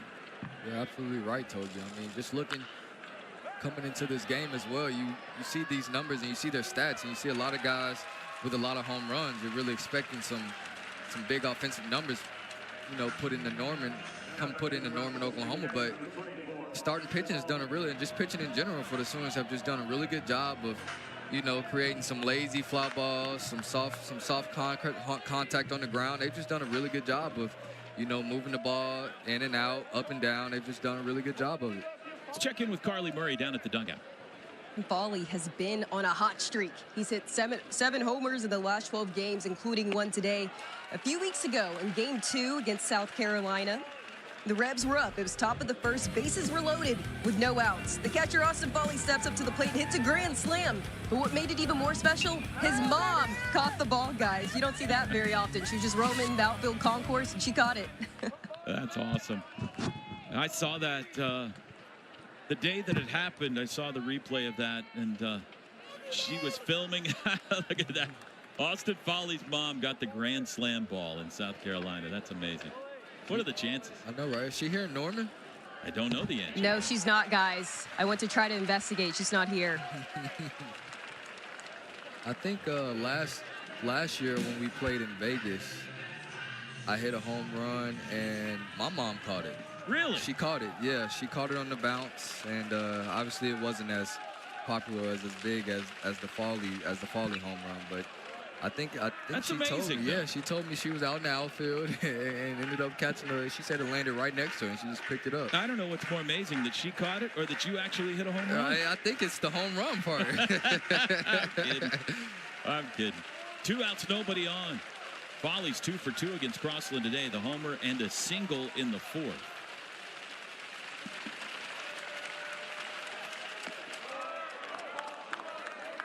Two and 2. They're about to have the run for the roses, by the way. The Kentucky Derby is minutes away from starting. There's an Oklahoma connection. Sooner fans are all cheering for a horse called Render Judgment today. Full count. That's because that horse is co-owned by OU super fan Toby Keith, who passed away unfortunately last year. Owns a thoroughbred farm just south of here. This is the first time one of his horses has ran in the Kentucky Derby. Swing and a miss. Crossland strikes out Foley. 9 straight retired by Cade Crossland. Bottom 6 we go in Norman. It's 5-1 OU. The Sooners looking for a series win. A tournament resume for Oklahoma. RPI at 23 at start of series. It actually jumped up to 20 after last night's win. D1 Baseball projecting them as a 2 seed. That strength of schedule has improved as well. In fact, every game remaining for Oklahoma is a quad 1 game. And D1 Baseball right now sending them to Chapel Hill, North Carolina. But they are considered a high 2 seed, and with a strong finish could certainly host a regional for the 2nd straight year. Trey Gamble takes a ball from Walker Hooks.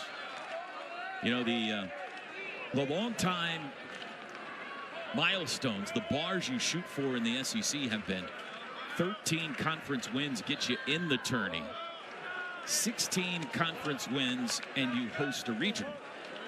Now, the landscape is shuffled a bit because we don't have the Pac-12 anymore, and don't know if those bars will stand this year or not. Sharply hit to second, fielded by Utermark, and there's 1 out. But Sooners right now and the Rebels both sitting on 12 conference wins. Here's a field of 64 according to D1 Baseball. They've got 13 SEC teams in the field in their latest projection of the 16. So you can see that right here with counting today, 8 games to go in the regular season for Oklahoma. And they're at 12 conference wins. You just do the math. Easton Carmichael takes strike 1. 1 more win, and historically that would lock them into the tourney. 4 more wins, and they might find themselves hosting a regional again. But it's not going to be easy. Carmichael flies one into right. Drifting back, Mormon onto the warning track, makes the catch. First time that they've retired Easton Carmichael today. 2 out. Here are the SEC teams: Texas, LSU, Arkansas, Tennessee, Vandy, Georgia, and Auburn, all hosting in the last projection. OU, Ole Miss, Kentucky, and Bama 2 seeds. A&M and Florida 3s. Mississippi State was among the first 4 out. Again, Oklahoma after this weekend goes to Kentucky, and then they host number 1 ranked Texas as Jackson Willits gets hit by a pitch. Yeah, and I know you talked a little bit about the last couple games for the Sooners are all quad 1 games, and you know some people may look at that and be like, oh man, we may not get to the wins that we want to get to, but in reality, 1, we just need 1 more, like you said, based off previous years, and 2, I think that's what you want going into the playoffs. You want to be playing some of your better teams, some of the teams that you might have to face in the playoffs regardless, and so I think that'll be a big tell for the Sooners coming up in these next few weekends. Well, Kyle Branch steps in. Think of it like this. This Oklahoma team, 2025, and this Ole Miss team in 2025 are both in better shape right now than the 2022 teams for both programs were at this point of the year. Ole Miss was, by many accounts, the last team in the field. And Oklahoma was considered a bubble team right to the last week into the regular season. And those two teams played for the national championship. Any sport it is. 2-0. Hook's able to retire Gamble and Carmichael to start this sixth, but he hit Willits and has fallen behind Branch. Branch has been on twice today and scored a run.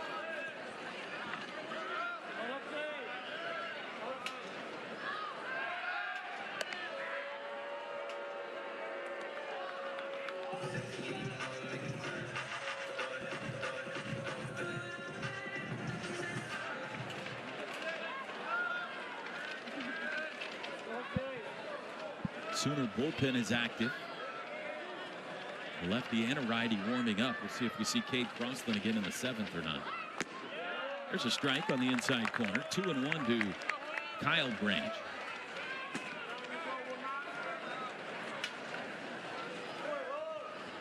Jason Bowden, who pitched last night, is the right-hander. Jamie Hitt is the lefty.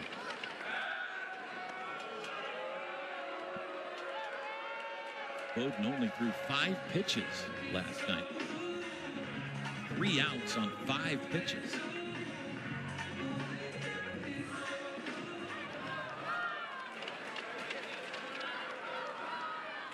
Runner goes. Popped up foul, and that'll get out of play.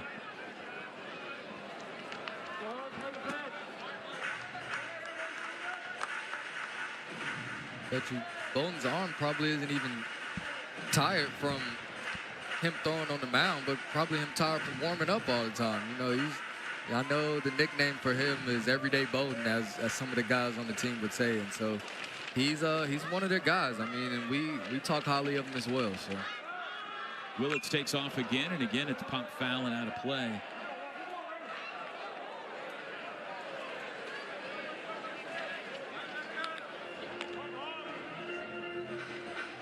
Jackson's just kind of getting a rolling start there at first base, almost like it's a full count. Doesn't look like it's a straight steal.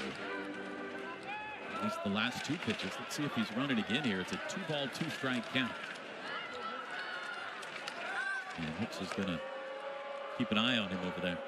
yeah, and I bet you it's percentages. Just kind of knowing what Reggie likes to do over there, and he has his little book over there, and it has all his secrets and everything in there. So probably just trying to figure out, you know, what counts to run in, what counts not to run in. Grounded to second. Flip to Chang, and that'll end the inning.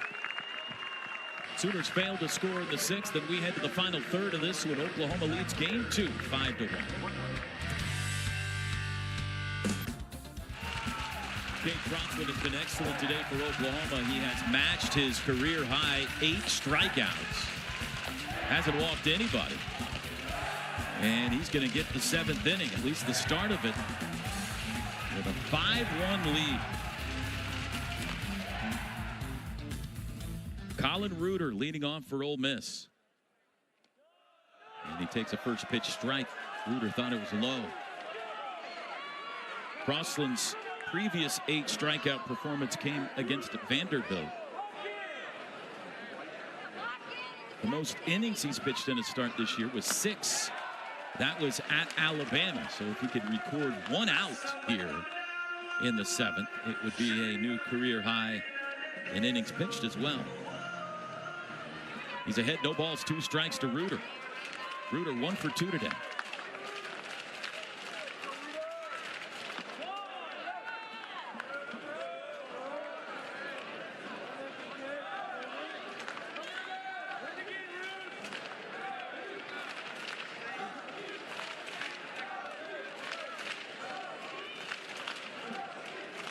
Pitch number 97 for Cade Crossland. Pulled foul. Sends him scampering over at the Sooner dugout. Crossland threw 107 pitches in his start at Missouri a couple of weeks ago. That's his season high. That dugout's dangerous over there.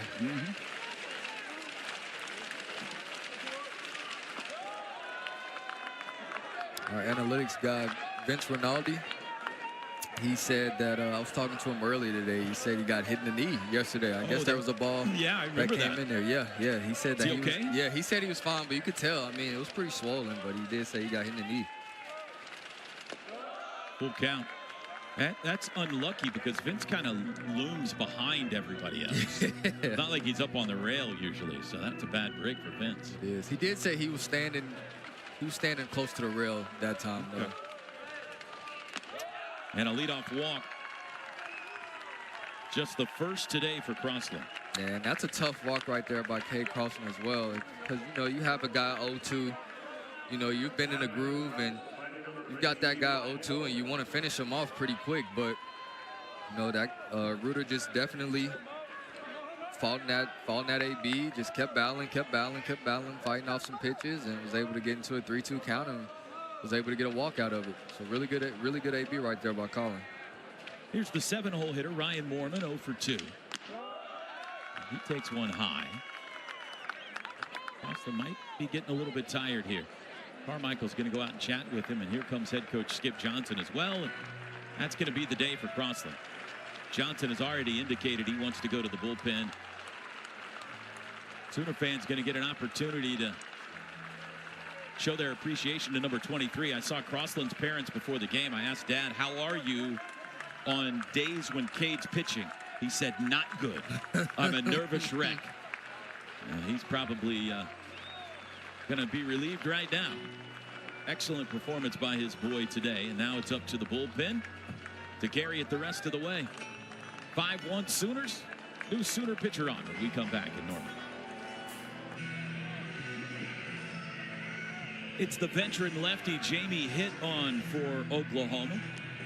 The former Texas Tech transfer who has been used now 21 times. 21st appearance of the year. That's second only to Jason Bowden on the team. Among the most appearances in the SEC. 1-0 with a 3.20 ERA, 27 strikeouts and 8 walks. Had a rough outing at Georgia last weekend, but he has in general been very good. So back-to-back lefties against Ole Miss. He'll be brought on with a runner on, Reuter at first. And Ryan Moorman the batter in a 1-0 count. Oklahoma on top 5-1. We're in the top of the 7th inning.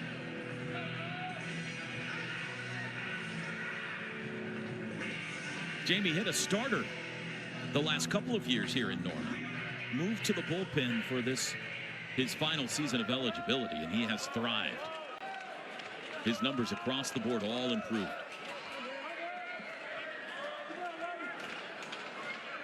Shadows move across home plate. We have passed 6 o'clock here in Norman. Line drive down the left field line. That's a fair ball. And into the corner.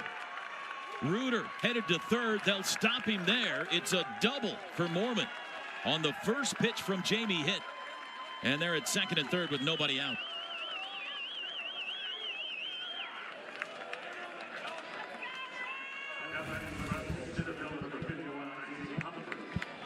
There's another look. Just ripped it down the left field line.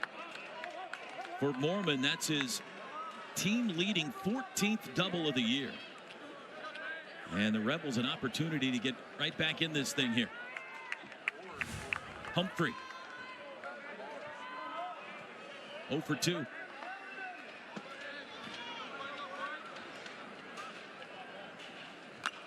First pitch swinging, fouls it back.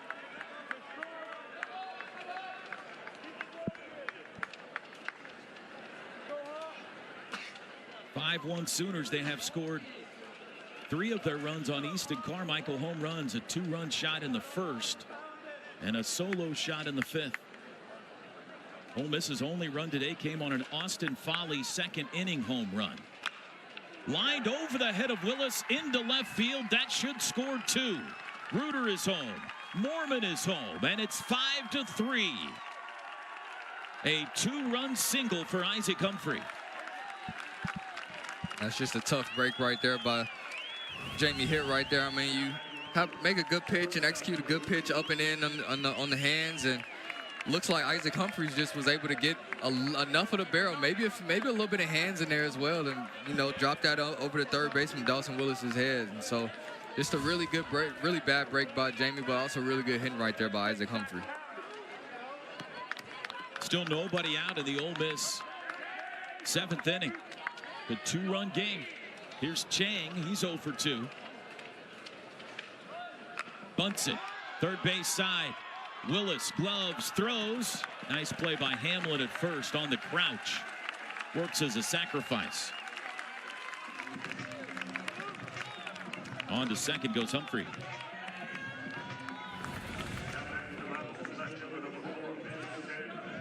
Just a really good bunt right there. I mean, you got man on first, nobody out, wanting to execute a really good bunt to the third base line, and he just did a really good job of putting that bunt down, but also a really good play right there by Dawson Willis as well to get them out at first. Back to the top of the order now. Sanford 0 for 3.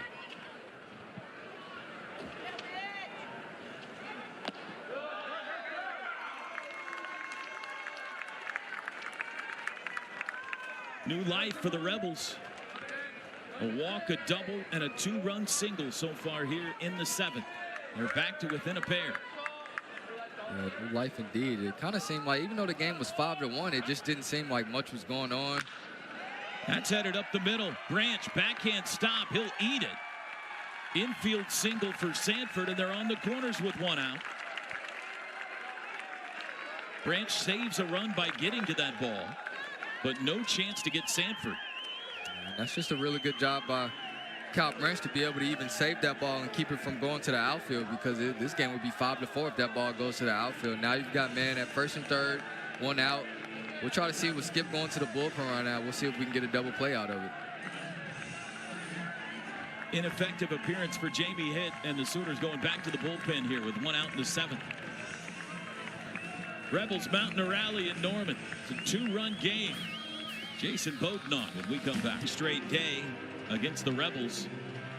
He pitched the 8th last night. Retired 3 batters in 5 pitches. This is team leading appearance number 23. 2-1 record, 5.14 ERA. Texas A&M transfer. When he's on, he's got a sinker that moves a lot. Double play ball would be in order here for the Sooners. They'd love one right here. Their once 4-run lead has been cut in half, and the Rebels threatening to make it even tighter. This is the go-ahead run at the plate. Luke Hill, 1 for 3 today. And Bopper's waiting behind him. Utermark, Furness, and Foley all waiting in the wings. First pitch, a little bit low.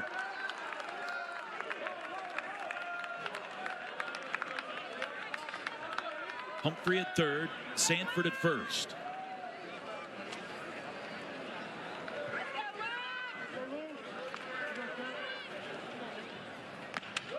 Inside, 2 balls and no strikes.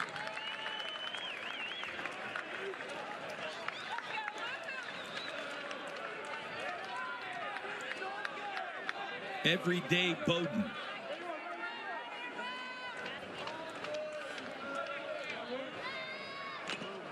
Foul tipped off of Carmichael, 2-1. Hill loaded up for that pitch. And this is a really crucial AB right here. I mean, you have one of Ole Miss, if not their best hitter, in Luke Hill up to the plate right now. You have men at first and third with less than 2 outs, and so you definitely want to see if he can get some runs in right here for the Rebels. But with Oklahoma Sooner and Bowden, they're trying to get him out right now.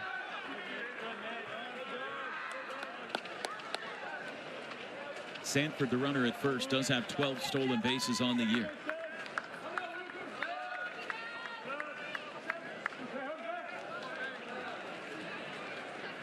There's the 2-1 to Hill. 2-2.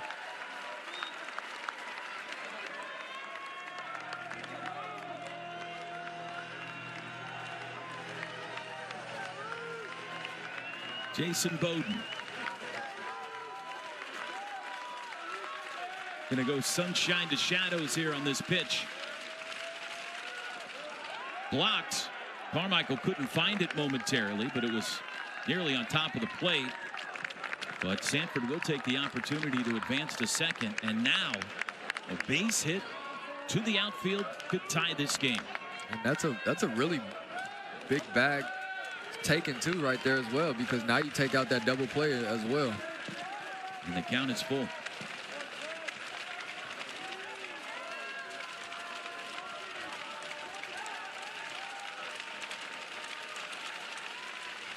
Bowden to Hill. Here it comes. And he walked him. And the bases are loaded.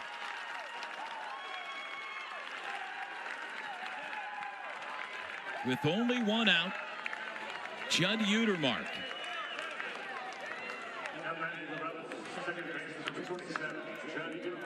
Utermark 0 for 3 today, 0 for 7 in the series.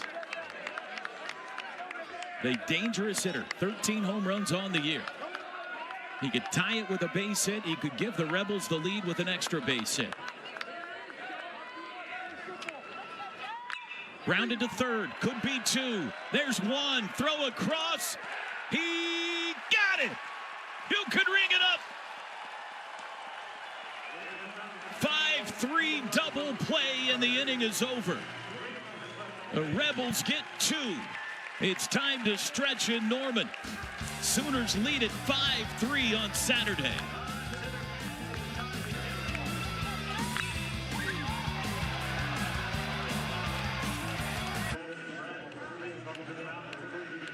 The 2-run game now as we move to the bottom of the 7th, and a new pitcher is on for Ole Miss. Hudson Calhoun, right-handed sophomore, 6'4", out of Tupelo, Mississippi. Calhoun making his 15th appearance of the year. He's 3-0, 5.82 ERA. Now the Rebels have tightened it up. Big double play ball helps Oklahoma maintain the lead as we move to the bottom of the 7th. Calhoun, the 3rd pitcher today used by Ole Miss. And talk about a huge double play ball right there by the Sooners. I mean, the Rebels looked like they were in control of that inning and looking to, take advantage of that inning a little bit more. But hard ground ball right there to third base, and Dawson is able to make a really good play over there. It's a real contradiction for Oklahoma defensively this year. They have not been a great defensive team. Honestly, neither of these teams have been. But they have turned now 20 double plays at SEC play. That's the most in the league. And what a pick by Hamlin at first base. Yeah, especially a guy over there who hasn't been a first baseman for a long part of the season. And so that's a really good pick right there. Really good pickup right there by Mason Hamlin. Much needed for the Sooners. Scott Mudler leads off. Been on twice today. Walked in the 1st, singled in the 5th. KP, you've hit in this ballpark thousands of times. Is it tough right now? Pitcher in sunshine, home plate in the shadows, or do we make too much of that? No, I actually meant to bring it up a little bit earlier in the broadcast and talk about how I could tell that those shadows were creeping in. And it's one of those things where, yeah, you might talk about it a little bit more often than it really affects you. But I've never liked going from light to dark or light to shade or something like that, because it does have an effect on the ball. You see the ball one way, and then about halfway there, it changes another shade of a color. And so it can be difficult at times, but I mean, the name of the game is to see ball, hit ball. You're going to have to deal with it for another half hour or so. The shadows of the press box will kind of wrap around the pitcher's mound. Last night's game started at 6:30. It's 6:22 right now. And it was past 7 o'clock before it wasn't an issue anymore. Flared into shallow left. Sanford charging, and he'll get there. One away.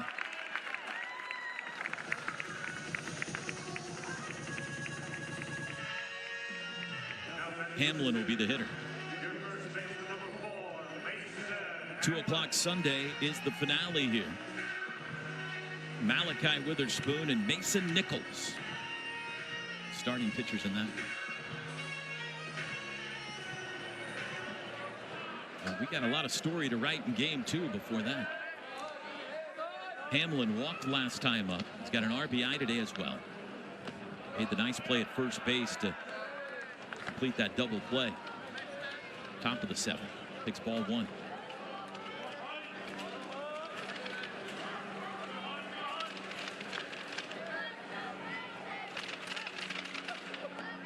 2-0.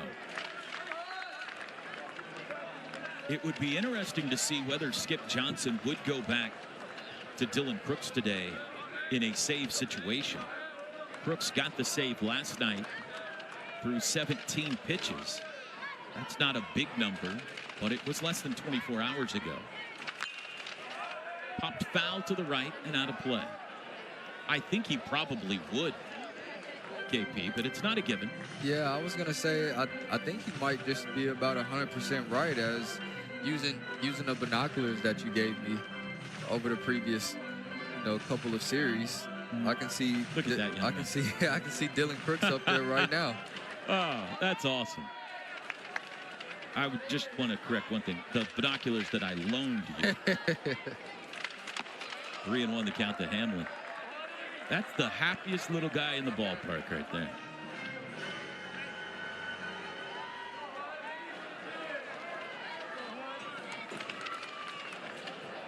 There he is. Look at that. Oh. And Hamlin's aboard. Second time he's walked today. Fourth issued by Ole Miss pitching. Sooners have a one-out base runner for Hoffman. Since Mason Hamlin has gotten to the lineup, he's just done a really good job of holding his own. He's not gonna be the guy who's hitting balls 400, 450 plus feet, but he's gonna be up there and he's gonna try to compete, and that's the name of the game, especially for the Sooners. Skip loves the mantra of compete, compete, compete, compete, and so Mason really does show a really good example of that. Well, last 11 plate appearances now, he has reached 7 times. 3 hits and 4 walks drawn. Hoffman swings and misses. Christian Hoffman getting his first start of the year. First start of his Sooner career today in right field. Sam Christensen with a sore shoulder, we're told. Hoffman 0 for 3.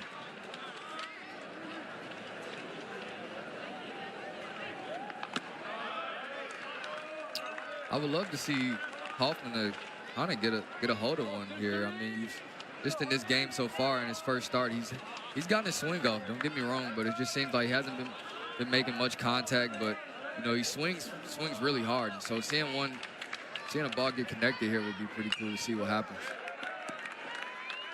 Found that one back 1-2. Sooners trying to answer the Rebels' 2 runs in the top of this inning. Got a tight one, just like last night.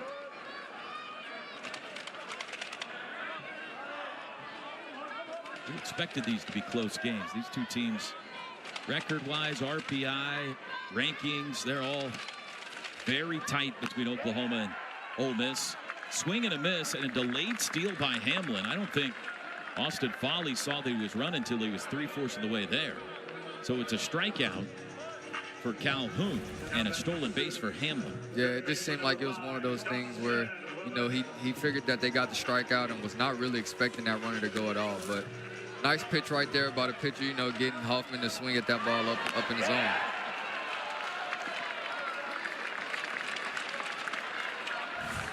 So Willis now with 2 outs. Takes a breaking ball for a strike. Dawson walked with the bases loaded last time up. Picked up an RBI, his 34th of the year. He bats with 2 outs and Hamlin at second base here in the bottom of the 7th.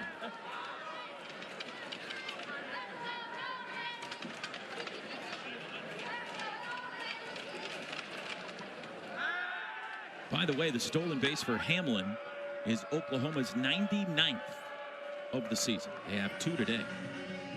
Branch stole 3rd in the 5th. Now Hamlin here in the 7th. They trail only Kentucky in the SEC in that category. Popped him up on the infield. Hall at 3rd calling for it. And that'll retire the side. Sooners strand a man and we go to the 8th. A 2-run game in Norman in game 2.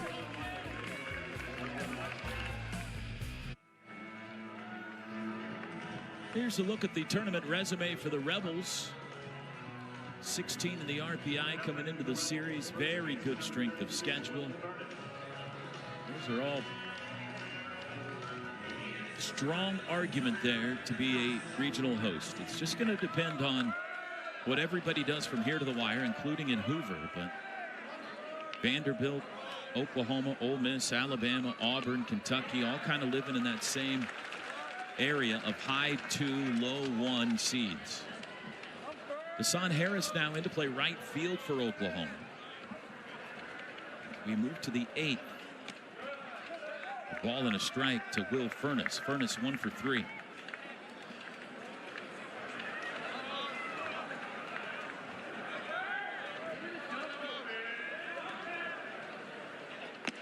Swings and misses. Still Bowden on the mound. Rebels 3 runs, 8 hits, no errors. Sooners 5 runs, 9 hits, no errors.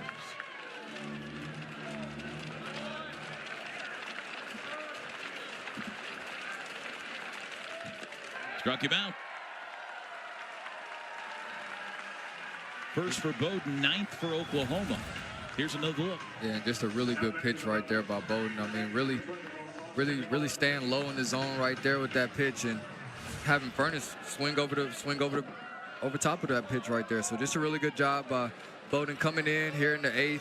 You know, obviously finished off the 7th, but coming here in the second inning of work and being able to get that first guy out. Foley takes a ball. A home run and a single for the catcher today, the Kentucky transfer. 14 on the year now. The catchers have been the stars of the show in this one. Foley and Carmichael. 3 home runs combined. Foley went around on that one. 1-1.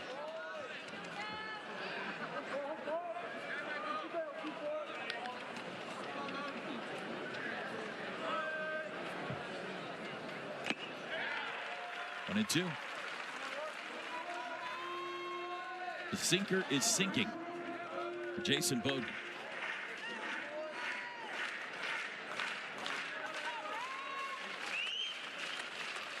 For back-to-back strikeouts here in the 8th.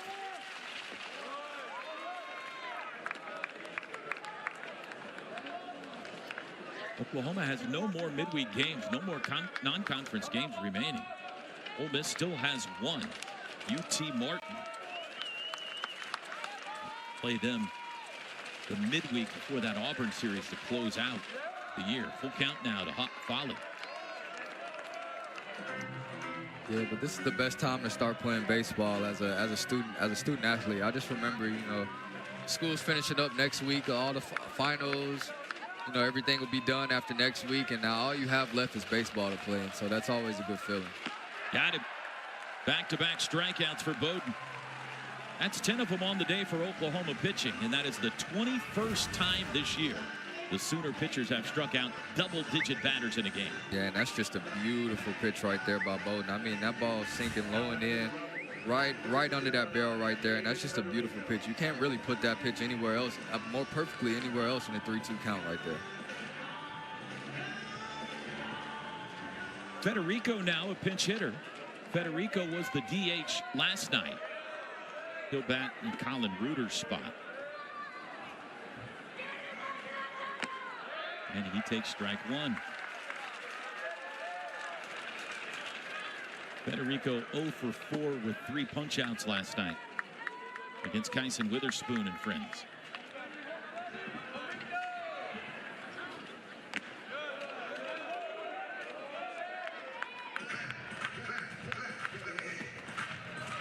Oklahoma in the bottom of the 8th will be looking for some insurance.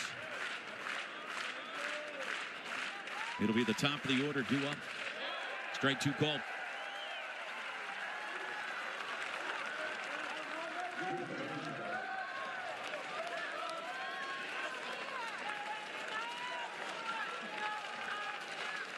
Trying to strike out the side, Jason Bowden, the 1-2.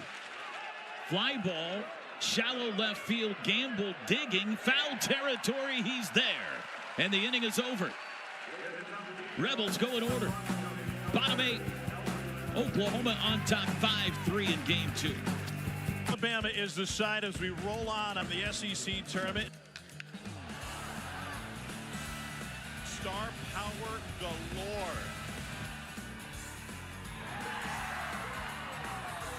It is gone and it is over.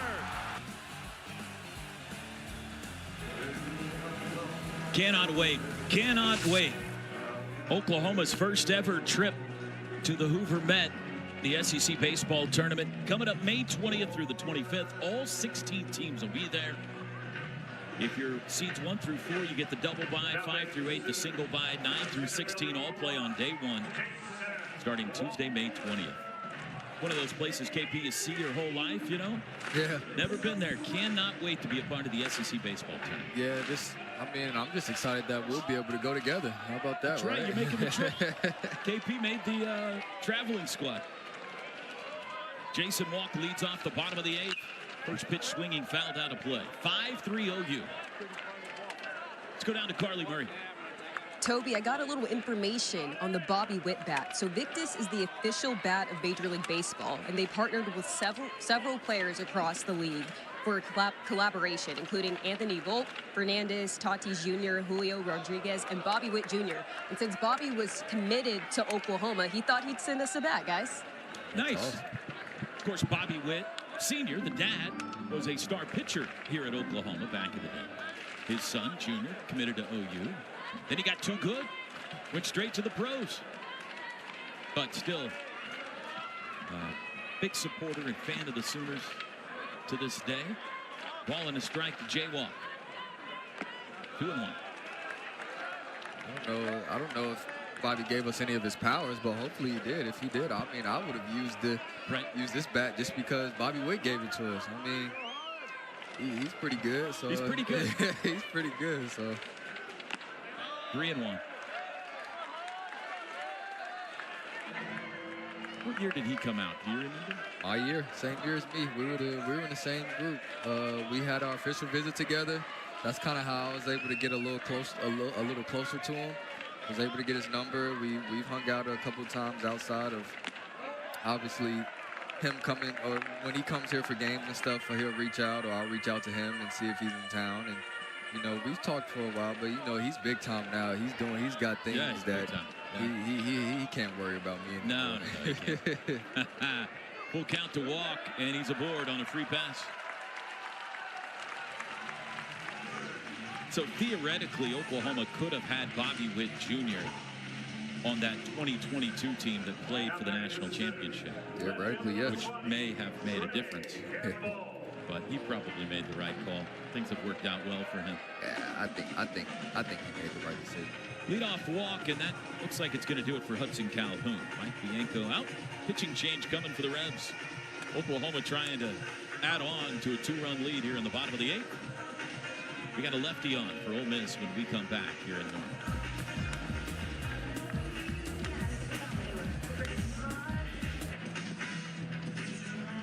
Lefty Gunnar Dennis is the pitcher out of the bullpen for Ole Miss here in the bottom of the 8th inning.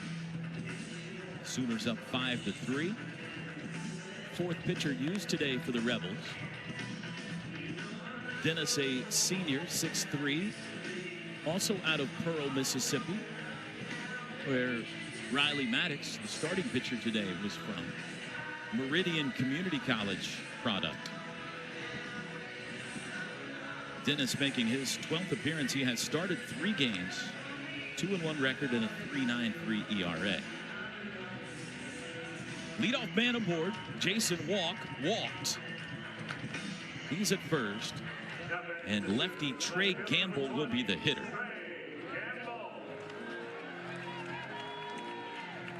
Two-run lead, if you're a Sooner fan, is nice.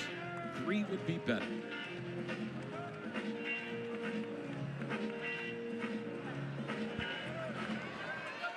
Gamble, 2 for 4. Tripled back in the first, singled in the second. He had scored a run. The throw goes to first. Well, if you're Reggie Willits here, KP, are you trying to run Jason Walk in the situation? I think with getting the leadoff guy on, I think he's going to be a little patient right now. I think that's also why Ole Miss brought in this lefty to kind of shut down the run game right now. And so we'll kind of see where they are. Just looking at Gunnar Dennis's pickoff move in the past 2 times he's done over there, it looks very, very funky over there. And so I bet you he's probably got a lot of pickoff attempts, but also a lot of people probably picked off a lot of people as well, and just in his career. And so definitely need to take note on that as well. First pitch to Gamble's high. 90-mile-an-hour fastball. 323 average. One of the top 5 in the league in on-base percentage. Trey Gamble.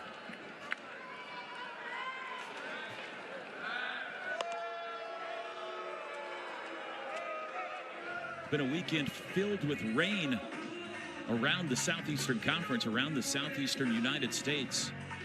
Everybody struggling to get games in. But a beautiful weekend here in Norman. Strike called. This is one of the occasions where it has benefited Oklahoma to be on the periphery of the footprint of this conference. They're kind of out of the rain zone. It all moved through here midweek on its way to the southeast. Go to first. 70-degree day with no wind. To see the flags in center field hanging straight down, I mean, that's a once-a-season thing in Norman. 20 miles an hour out of the south is the norm here. That's out to left field. Gamble went around, strike 2. It's going to be the same tomorrow. It's going to be another gorgeous day here. Just a really beautiful weekend. And I know we talked a lot about how we usually always have wind here in Oklahoma, and that's how that's different from a lot of the SEC teams that we go and see. It's something I didn't think about a lot when Oklahoma came into this conference. Just low, 2-2. Everybody talks about how big the visitors who come here, Vanderbilt, now Ole Miss, I've talked to their broadcasters about how big Eldell Mitchell Park is, which, if you have followed Sooner baseball for any length of time, is a hilarious thing to hear, because this place plays like one of the smaller parks in America most days, full count. The dimensions are big, bigger than some SEC parks, but you almost always have about a 20-mile-an-hour wind out of the south here, and the ball just rockets out to left and left center. Yeah, normally. It's a hitter's park for sure. And I mean, even for a guy like me, I loved hitting here because I knew that if I could get a ball up in the air, it had a chance. And so, and I know you talk about the dimensions of the ballpark, but I mean, 330 down the lines, 380 to the gaps, 385 to the gaps, 400. I feel like that's pretty. It is normal. It's pretty normal. But not in the SEC. Yeah, because they like, I mean, it just seems like a lot of those fields are 300, 290 down the field, down the line, maybe 385, 390 to center field. I mean, well, Swayze Field, by comparison, 365 to left and right. That's 20 feet shorter than this park. 390 to center. That's 20 feet shorter. Could be 2. 4, 6, 3 double play. 2 outs. And those dimensions are pretty similar to what we've seen in Oklahoma's first lap around this conference.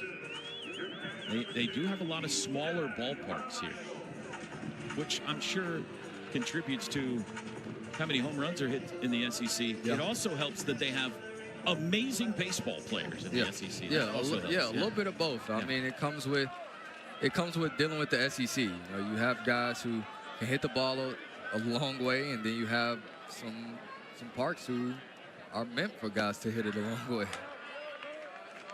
Easton Carmichael having a day.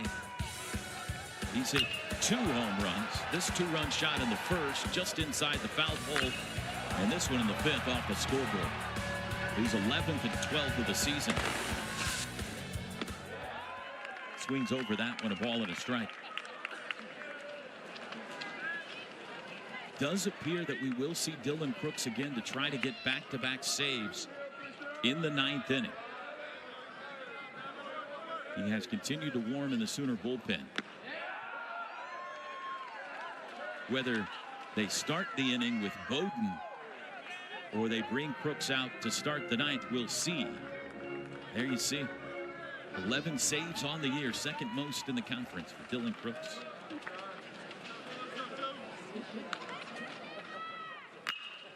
Another hit for Carmichael. Left center field.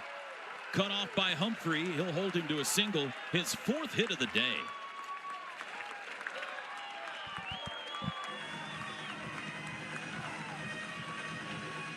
Hey, have a day, Easton Carmichael. I mean, 4 hits today.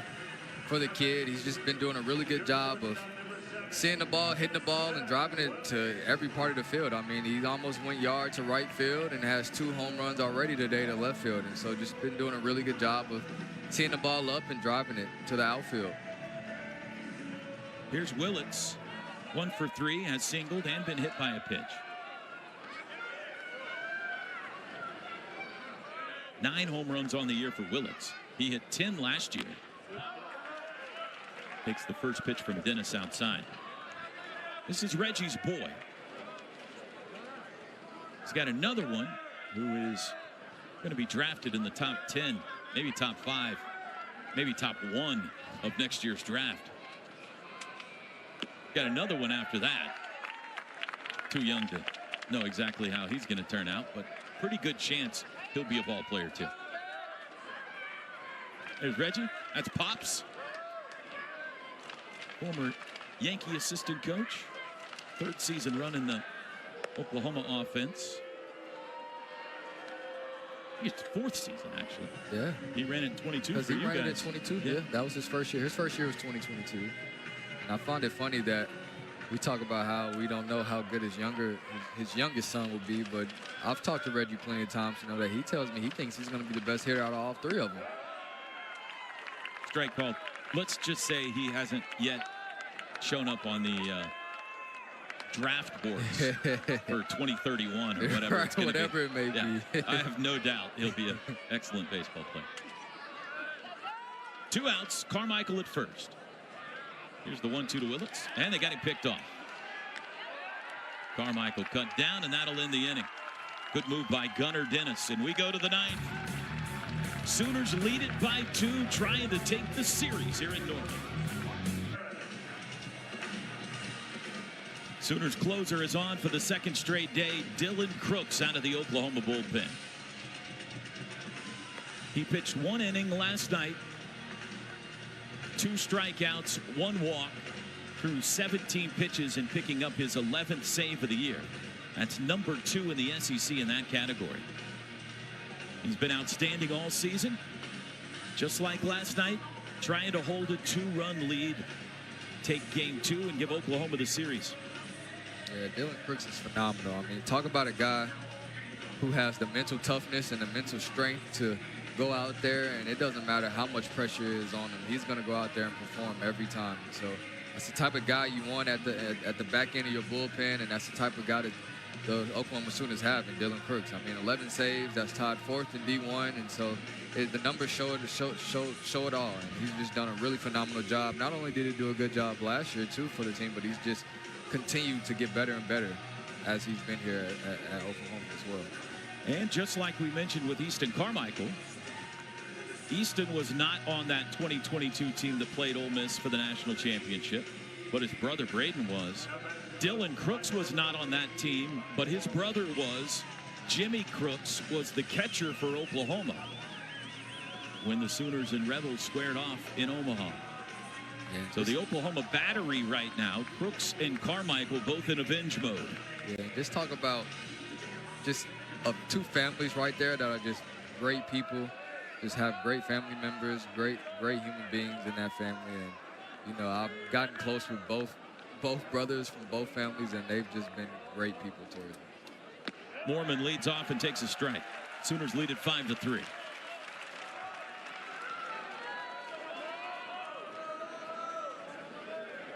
Moorman doubled and scored last time up. 7-8-9 due up for Ole Miss. Popped it up on the infield behind home plate. Carmichael throws the mask aside. 1 out.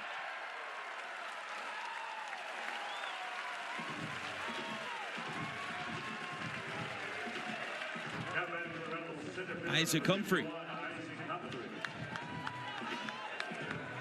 That's how you pick yourself up after missing one earlier in this game as well. That one seemed a little more sure-handed. Humphrey 1 for 3, 2-run single last time up in the 7th. Sold out crowd, over 3,000 today here in Norman for the 2nd straight day. They've been looking forward to this series since the schedule came out. Strike 1 to Humphrey. I was gonna say, Toby, you can tell that this crew, and this group of fans really wanted this game, and really wanted this series. I mean, just with whatever happened in 2022 and everything that's happened since then, you can really tell that the Oklahoma Sooner fans have really enjoyed this weekend so far.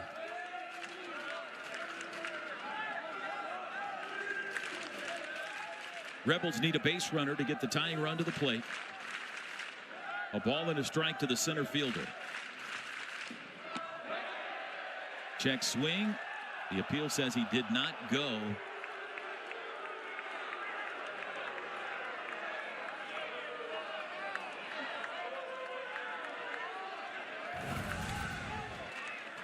You decide. I think that's one of those. I mean, it's pretty close. You could either say he win or he didn't. Popped up. Left side of the infield. Dawson Willis. 2 outs.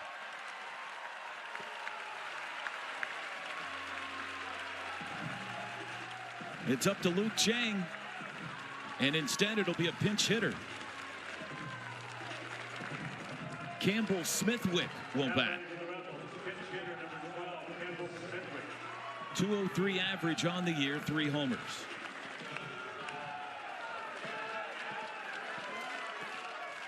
If Smithwick can get aboard, Mitchell Sanford and his 36 career home runs waits on deck in a 2-run game.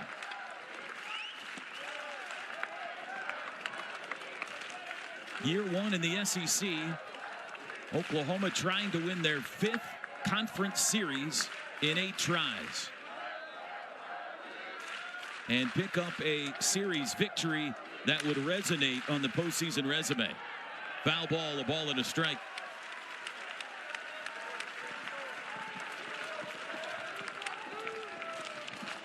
Especially for the Sooners to just come in here and only give up 4 runs in 2 games so far. I mean, that's very impressive, and that'll be something. I'm sorry, actually just 3 runs in 2 games, and so that's been very impressive for the Sooners and their pitching staff for this weekend. Sooner infield shifts. Smithwick now with 2 strikes. 3 to the right side. Dylan Crooks trying to slam the door. The 1-2. Got a piece.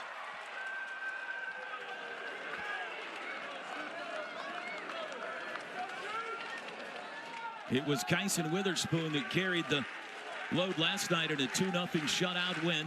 A little more offense today, but it settled in and became another really good pitcher's game. 5-3 Sooners, top 9. 2 outs.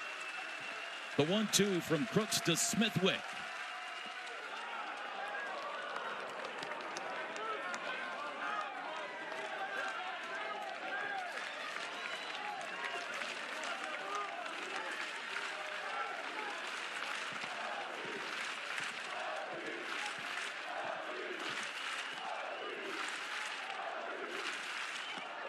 And the count is full. And a big pitch coming here. Big power standing on deck for Ole Miss.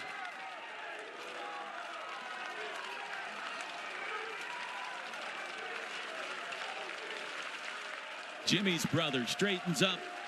Dylan set. Here's the payoff. Up the middle, that's a base hit into center field, and the tying run will come to the plate in the 9th.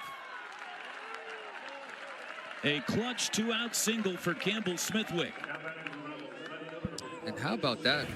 Just that AB right there by Smithwick. I mean, coming off the bench right there in a very crucial and very important time of the game, and just going up there and, I mean, just battling your butt off to get on base right there. And for him to come back into that AB and get it to a 3-2 count, and for him to hit that ball really hard up the middle is just very impressive right there. So really good job right there by Smithwick. Third base coach Mike Clement wants a quick chat with Mitchell Sanford before sending him back to that left-hand batter's box. Sanford 1 for 4 today, and now Mike Bianco will use a pinch runner at first. Connor Chisholm is the pinch runner.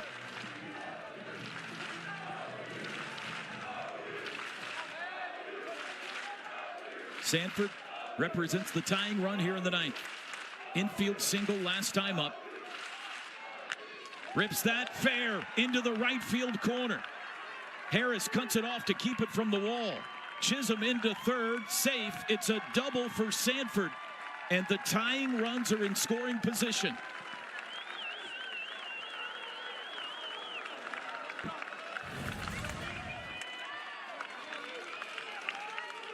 That's just a really good swing right there by Mitchell Sanford. I mean, talk about these two guys coming up in big play and big time ABs right now, and just absolutely, you know, really just doing a good job of staying calm and driving that ball and hitting the ball really hard. And so, I mean, Dylan kind of got into a little bit of trouble yesterday too with the walk, but who doesn't like a little bit of, you know, late night or late action, late game, packed Drama. action? Yeah, I love it. Carmichael with words for Crooks. And the Rebels' leading hitter, Luke Hill, with a chance to tie it up with a base hit. 1 for 3 today. He has singled and walked in 4 plate appearances. 2 outs, 2 on.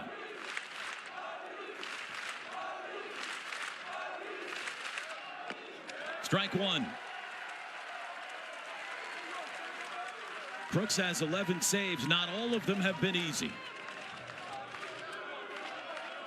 This would fall into that category today.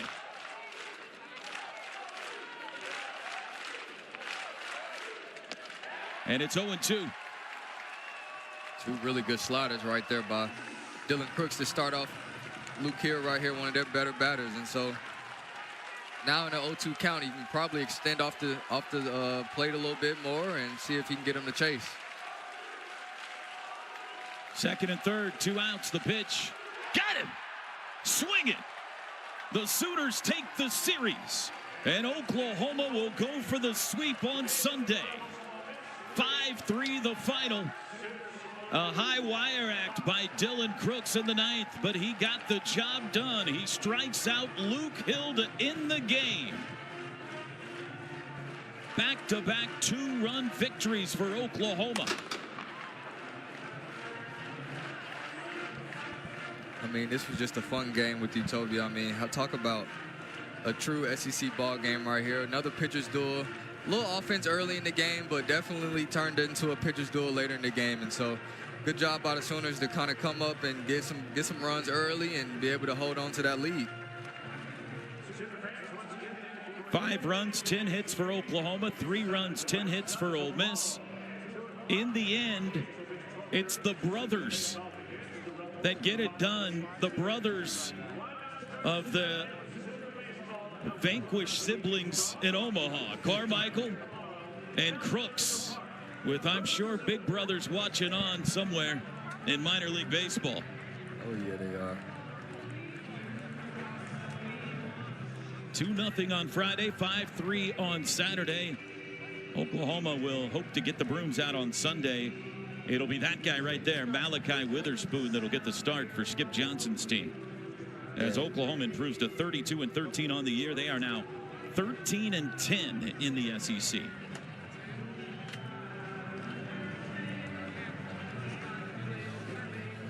Let's go down to our Carly Murray. She's got Easton Carmichael on a 2-home run, 4-hit day. I mean, what was working for you today in the batter's box? Just be on time, put a good swing on it, just stay with my plan and what I'm trying to do.